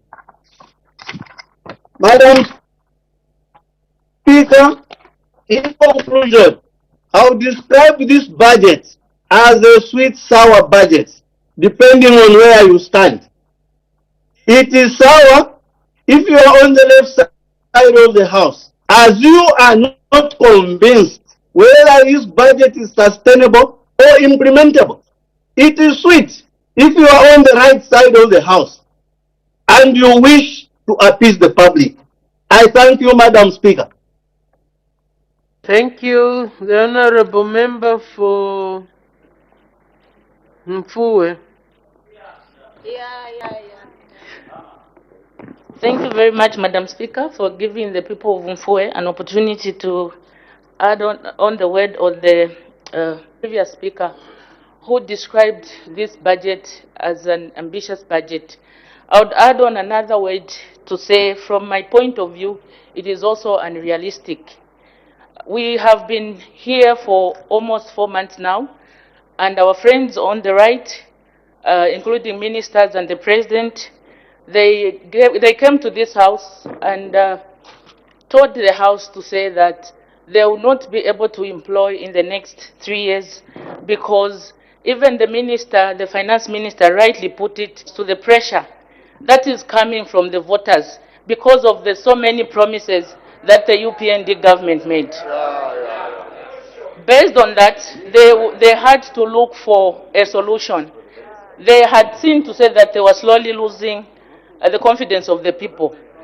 But I want to remind I want to remind government to say that they are no longer in opposition, but they are governing this country. So whatever decision that they are going to make, either to please the voters or the Zambian people, at the end of the day, we have to look at the future. My point is coming from the employment, the recruitment of teachers that they announced to this nation. Everyone was happy, and it seemed, don't get me wrong, I'm very happy that my teachers in Mfue will be able to be employed, not get a salary. We've been here in Zambia, where in the past government, some governments could not even pay workers for 5 months. This pressure on this budget, on a year budget, is too much, Madam Speaker. On top of that, they just looked at 2 sectors, which is health and education. What about other sectors? What has been budgeted for them? Secondly, on the list, what they've done is such as health magic, Madam Speaker. Madam Speaker, Proceed. Madam Speaker, I was saying that what they've done was good for the Zambian people to hear that they've increased the CDF. Responsibilities from the central government and bring it on the CDF. When I look at the previous budgets going to be taken down to the community, to our constituencies, but when you look at the previous budgets, if you include all these other ministries, Ministry of Education, Ministry of Health, the budget has actually reduced in terms of what goes to the constituencies. The budget that they've taken away. When you look at even the 2%, but because you inflated the numbers to 25.7, you are saying that CDF has increased. So based on that one, I do not agree that CDF has increased. Electricity, even as we stand, it's expensive for a common Zambian person. To talk of even people that are in small businesses. Now, this budget is proposing that there will be increase, which will reflect, which will make everything that has to do with the economy go up. Prices will go up. Then I saw also on the social cash transfer, I've heard songs like UPND government is pro-poor, they care for the people. But even knowing that they are going to increase on the electricity, they are going to increase on fuel prices, they only put a measly 50 kwacha on top of the social cash transfer that they'll be giving to people. The PF government could have put it at 600 kwacha for your own information. And if you look at the 200 of poor people, everything will go up. So what am I saying? I'm saying that we could have done better. We could have done better as a country to look at the poor people. This simply means that you've put them quiet. In short, the other thing, Madam, thought we could have done better as Zambia. At this point, everyone knows how precious our minerals are. And people have that is just making promises to say they'll invest so much. It's the looting of these mineral resources. Because we attract wrong investors. I believe that even investors must have them to the best of our ability and to ensure that our future is secured. Because minerals are not going to be retained. It's not agriculture. It's not like agriculture or any other. I want to say that this budget is not realistic. It's unrealistic. It's over-ambitious. We need to look at it critically. It has wrong figures, and we need to go back so that we can have a good document that we can approve. I thank you, Madam Speaker. Thank you. Thank you. Honorable members, as we debate, let's give the debaters time. There's so much noise from both sides. Let's control our consultation, and debating while seated is not allowed. The Honorable Member for Mufurila. Madam Speaker, thank you very much for this opportunity to debate on the motion of supply. Madam Speaker, For a start, I want to mention that there is a question mark over on this budget with regard to the makeup of the 173 billion kwacha which the minister proposes to spend. And it has been highlighted that there is 37 billion that we cannot see where it is sitting. Madam Speaker, the contention of this question is on page 40 of the budget speech. We have seen 172 billion at the bottom and a few figures above there. But when we add and sum up these numbers, we are coming up with a shortage of 172 billion. Now, Madam Speaker, this is not a small matter because we don't know the budget that we are debating. Madam Speaker promised, especially the civil servants, an increment of 1,500 kwacha across the board. And this budget does not answer. Let the country know that this is yet another backtracking on the part of the UPND because the 1,500 kwacha which was promised to the civil servants is not there. Instead, what has happened is that a cosmetic increase of 500 kwacha to the tax-free threshold has been included. But where will that take those that are in formal employment?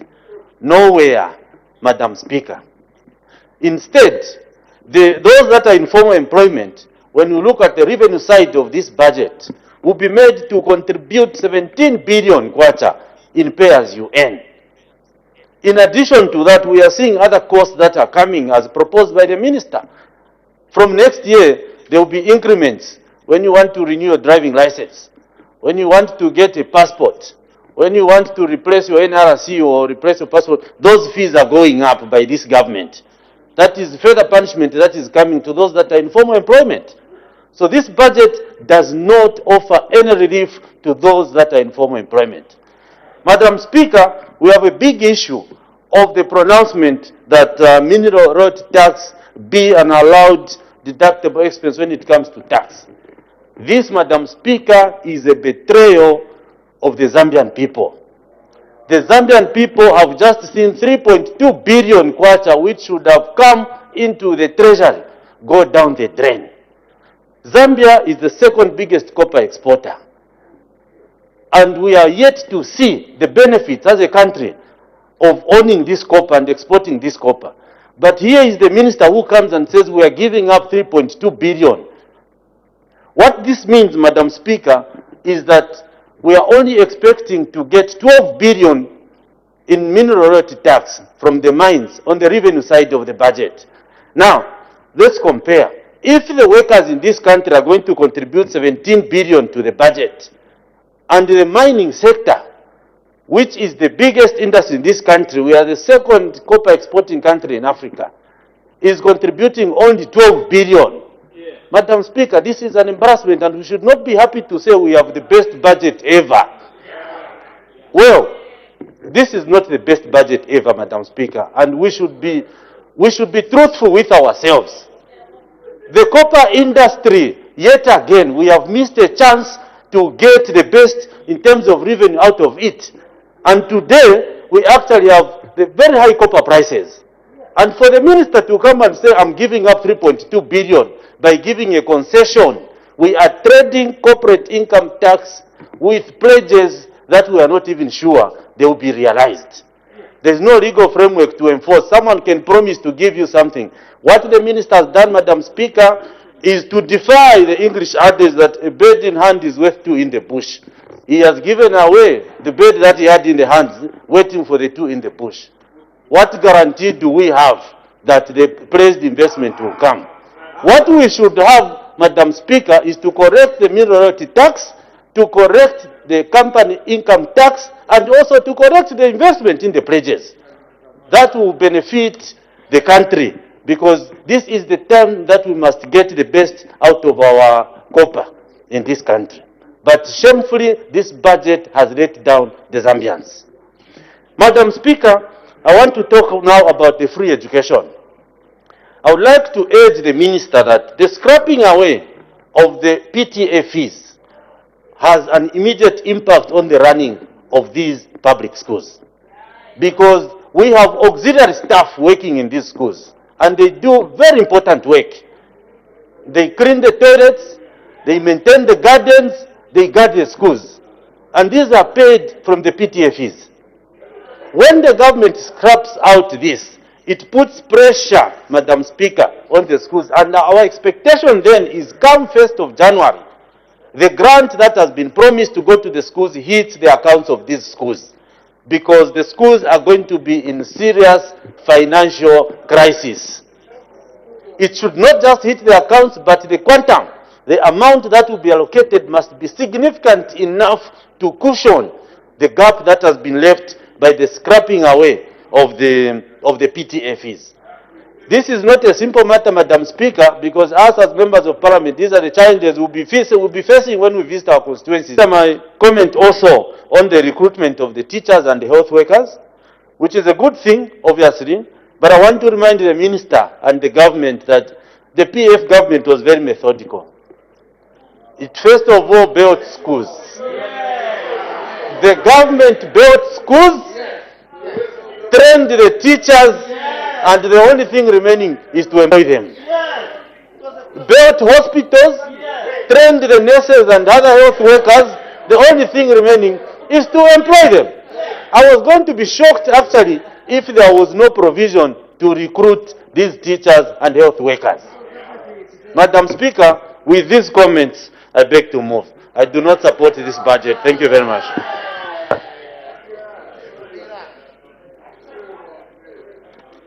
Thank you. The Honorable Member for Nchelenge.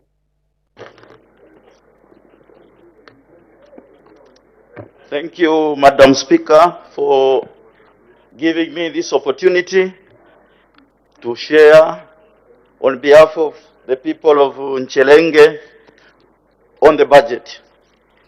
I'll go straight away to look at issues that are in the budget. Number one, I want to look at the small and medium sector, where a new ministry has been created. A very good thing for the UPND government. Small and medium enterprise, Madam Speaker, cuts across the whole Zambian economy and is very key for us to develop our country. Madam Speaker, through it, we create wealth. Through it, we create employment. It's in these small and medium enterprises within our country.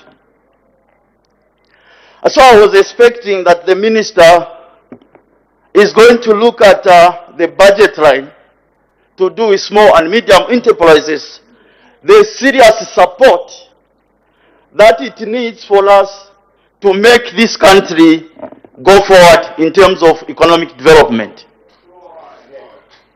The figure that has been put or allocated or proposed, Madam Speaker, needs to be revised.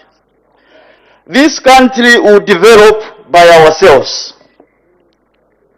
The issue of investing in foreigners who are coming in our country, and they are the ones we are going to give a lot of concessions, then we are going nowhere.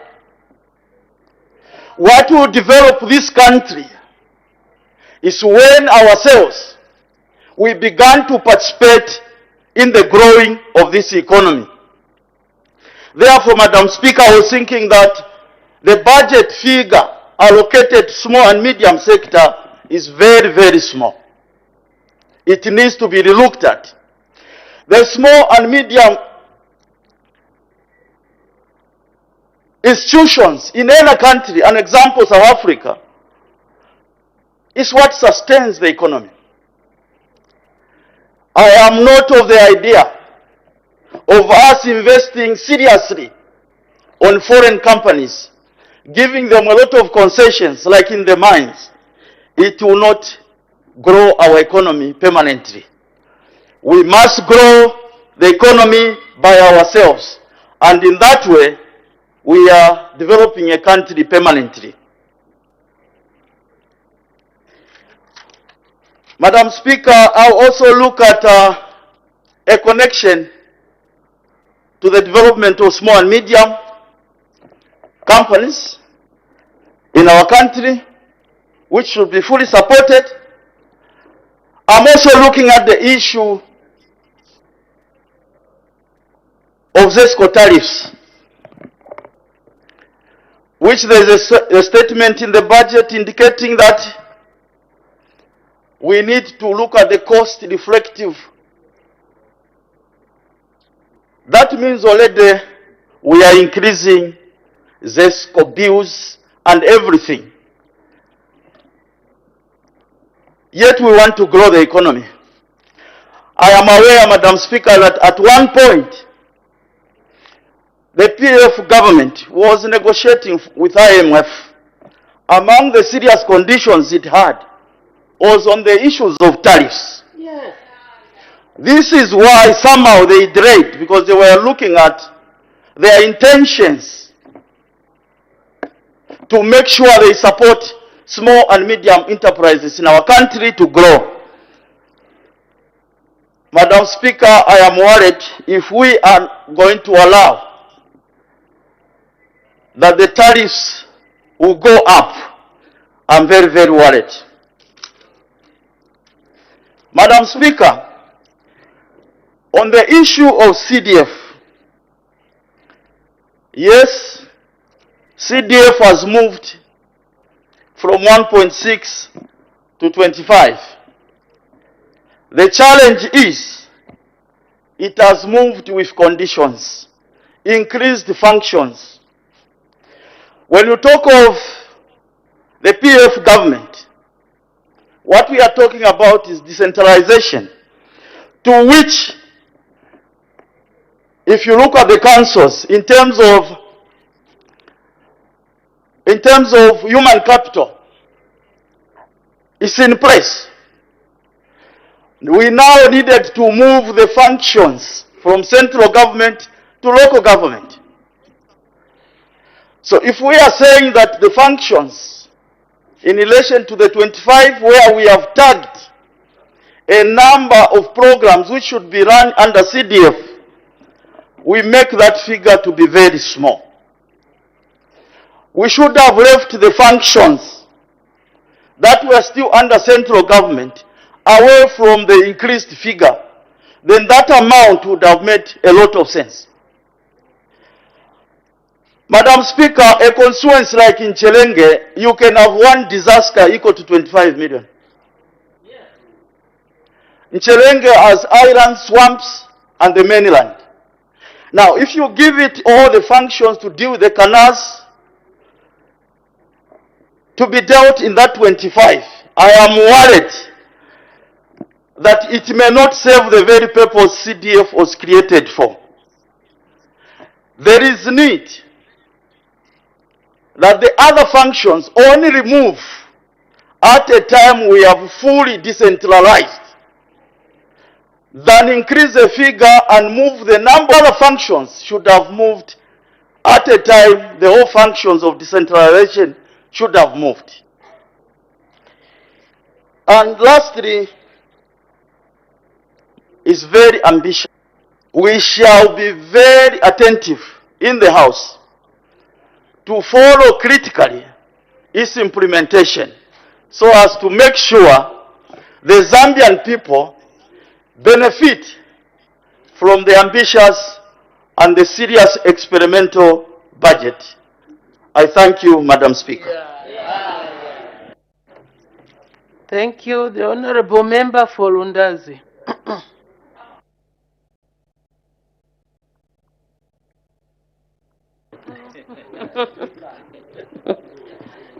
Thank you, Madam Speaker, for giving the people of Lundazi to add a voice to the budget which has been presented in its raw form.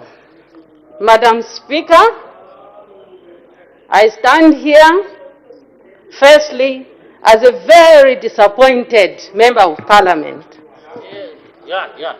Why I'm saying I'm disappointed, I'm a woman. And in this budget, we were told that our ministry will now be sitting under the office of the president. It brought me so much joy. There is no provision that has been given in this budget that is concerned to make the provision for the operationalization of the Gender Equity and Equality Commission desk at office of the president. I'm very sad today. Already we have 4 women in the cabinet, and yet we are only 20. If they were magnanimous enough, they should have already included all of us in the cabinet. Thank you so much. Let me discuss the budget concerning the CDF. CDF has been given to the people of Lundazi, and yes, we are saying thank you, but we are taking it with a pinch of salt. How do you give 25 million and add 25 or 26 other responsibilities to this small amount? On that one, I'm not happy. There is no way you are going to say you have promoted me and then you add so much responsibility to me so that I can fail as a member of parliament. I'm not ready to fail. I know what I went through, so this one is not right. Can they add some more money for CDF so that it can be able to cater for building of schools, for building of local courts, for building of all these clinics which they have added for the member of parliament? I want to state here that the Minister of Education was here 2 days ago. I was following virtually. He was complaining that he needs 70 million to repair the blown off roofs. And he shifts that responsibility quietly in the form of a budget. And I'm not happy at all about all this. It's only in Zambia where a company or an institution is doing very well is given less responsibility. I'm talking about ZRI. They have given Zambia Revenue Authority to bring 79 billion, and yet last they gave us 90 million. How? They gave us 90 billion and you give them a target to get 79 billion. What is the rationale towards that? Is it because the Minister of Finance knows that ZRI will not be able to collect enough resources to meet the target, that's why they have reduced for them? I beg for answers from the Minister of Finance. Copper prices are high at the moment, and that is the time we choose not to get anything from there. It is a diminishing resource, and at the end of the day, we will not have it 10, 20, 30 years to come.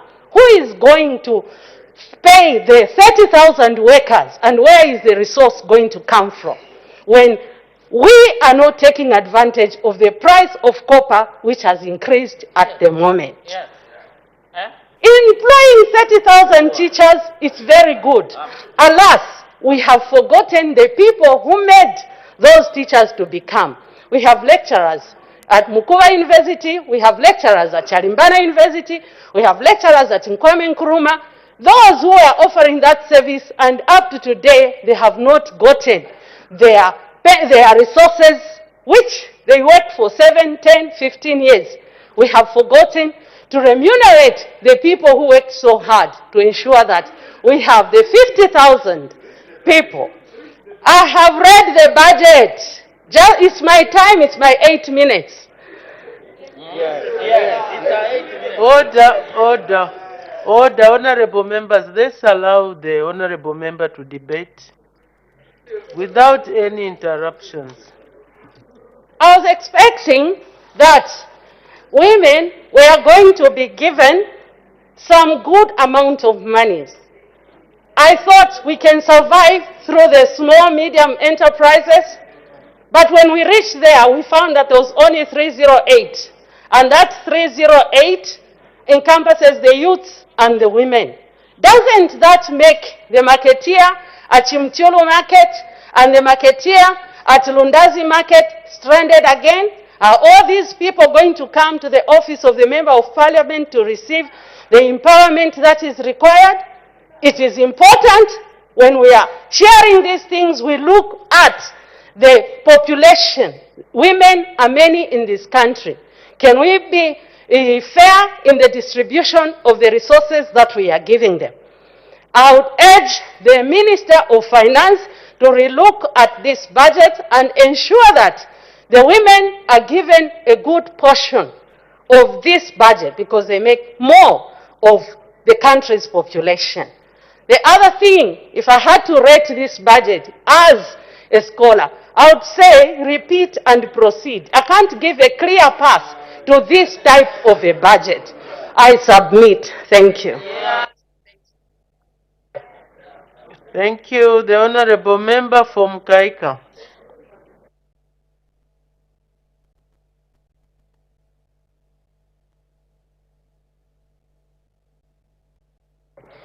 Honorable Member from Kaika.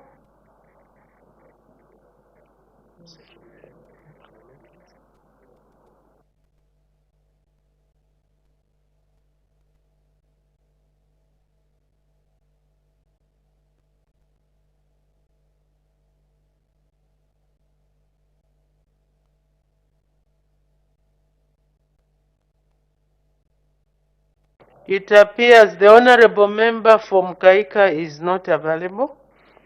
Any further debate?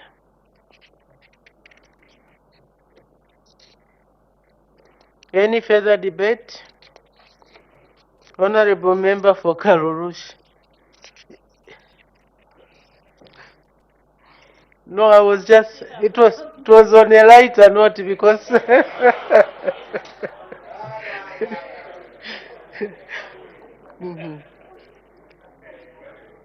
The acting leader of government business, adjournment. Madam Speaker, I beg to move that the House now adjourn. The question is that the House do now adjourn. Any debate? Any objection? The question is agreed to. The House is now adjourned.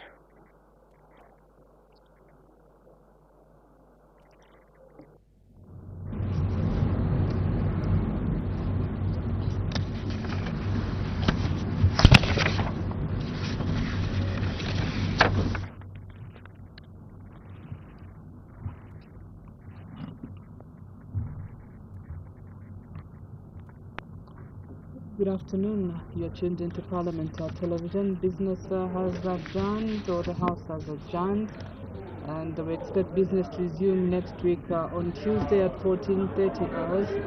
And before we go, we'll have a look at business that has been considered on the floor of the House, starting at 09 hours. The House did consider 6 questions, and the first question came from Mr. Edward Kamundo, who is a Mufumbwe Member of Parliament, and they wanted to ask the Minister of Finance and National Planning. And this question was in 3 parts. The first part of the question, how much money was collected countrywide as toll fees from 2016 to August 2021 year by year? And in the Minister's response, in the first part, he did say that a total of 6.383 billion was collected as toll fees. And which toll plaza collected the highest amount? That's Katuba Toll Plaza. How many toll plazas were under construction countrywide as of 2021? The Minister did say no toll plaza or toll station was under construction, is currently under construction in the country, and therefore Part B of the question, Part D, that is, of the question, falls out. Question 75 came from Chiengi Member of Parliament, and this is Ms. Katuta. This question was directed to the Minister of Home Affairs and Internal Security. She wanted to find out whether the government has any plans to construct a correctional facility in Chiengi district, and the B part of the question, if so, when the plans will be implemented. The first part of the question as to whether the government has any plans to construct a correctional facility in Chiengi, the minister did respond by saying that yes, government has embarked on rehabilitation of correctional facilities countrywide, and government will construct a modern correctional facility in Chiyengi, and if so, when the plans will be implemented. According to the minister's response, did say that when infrastructure above 80% are completed and when funds are made available. And the estimated cost of the project is 69 million, and the estimated time frame for the completion of the project is 2 years from the date of commencement. Question 76 did come from Ms. Halwindi, who is the Kawe Centre Member of Parliament. She did ask the Minister of Infrastructure, Housing and Urban Development whether the government has any plans to rehabilitate the Kawe-Mukonchi Road in Kawe district, and in response the Minister did say that government does have plans to rehabilitate the Kawe-Mukonchi Road in Kawe district. And the B part of the question is when the plans will be implemented, and according to the minister's response did say that yes, plans will be implemented once funds are secured. The other question was question 77, which came from Chiyengi Member of Parliament, Ms. Given Katuta, and this question is directed to the Minister of Water Development and Sanitation. She wanted to find out when the construction of water reservoirs in Chiyengi district will commence, how many reservoirs are earmarked for construction, what the cause of the delay in commencing the project is, and according to the minister's response, it did say that it will commence in the fourth quarter of 2021, and how many reservoirs are earmarked for construction. Did say that 3 reservoirs are earmarked for construction. And the C part of the question, what the cause of the delay in commencing the project is, did say that due to delayed release of funds by the Treasury. The other parts of the question, Claudette. The cost of the project is 30 million kwacha, and the time frame for the completion of the project is 12 months, starting June 2021 and ending in June 2022. The other part of the question is when the power will be provided to the residential areas around in June 2022. Question 78 came from Mufumbwe again, and this is from the area Member of Parliament, Mr. Elliot Kamondo, who asked the Minister of Infrastructure, Housing and Urban Development why the construction of Lungamin Hospital in Kasempa district has stalled for over 10 years, and when the construction works will resume. According to the Minister's response, it did say that in the first part, because the loan agreement with ADB Bank came to an end, and when the construction works will resume once funds are made available. The Minister did say that the cost of the outstanding works is 2.5 million kwacha, and the time frame for the completion of the works, that's outstanding works, is dependent on the availability of resources. And then we moved on to question 79, which was posed by Ms. Katuta of Chiyengi, who asked the Minister of Education whether the government has any plans to construct additional secondary schools in the following wards in Chiyengi parliamentary constituency, that's Luchinda, Chibamba, Chipungu, Luwa, Chiyengi, Ifuna and Chipamba. And according to the minister's response, it did say that yes, government has no immediate plans to construct secondary schools in Chiyengi district, and B part of the question falls off of when the plans will be implemented, and the C part of the question, if there are no such plans, why? The minister did say that the district has more secondary schools infrastructure which is yet to be fully utilized in the district. And so those are the 6 questions that were considered on the floor of the House, and then there was resumption of debate on the 2022 national budget, which was presented by the Minister of Finance. We did have a resumption of debate. Kalawa Member of Parliament, Mr. Miyutu, continued with his debate, and he was followed by Watch MP Mr. Mushanga. We also had Chimbamilonga MP Mr. Elias Musonda and Fue MP Mr. Maureen Mabonga. Mufulira area Member of Parliament Mr. Gordon Mwila, not forgetting Lundazi area Member of Parliament, they also debated, and this is Mrs. Brenda Nyirenda. So those are the members of Parliament that have contributed to the motion of supply, the motion of the 29th of October 2021. So basically, there being no further debate, The Madam Speaker has since adjourned the House till next week on Tuesday. Thank you for your time. We'll see you next week on Tuesday. But meantime, do stay tuned to Parliament Television. Over.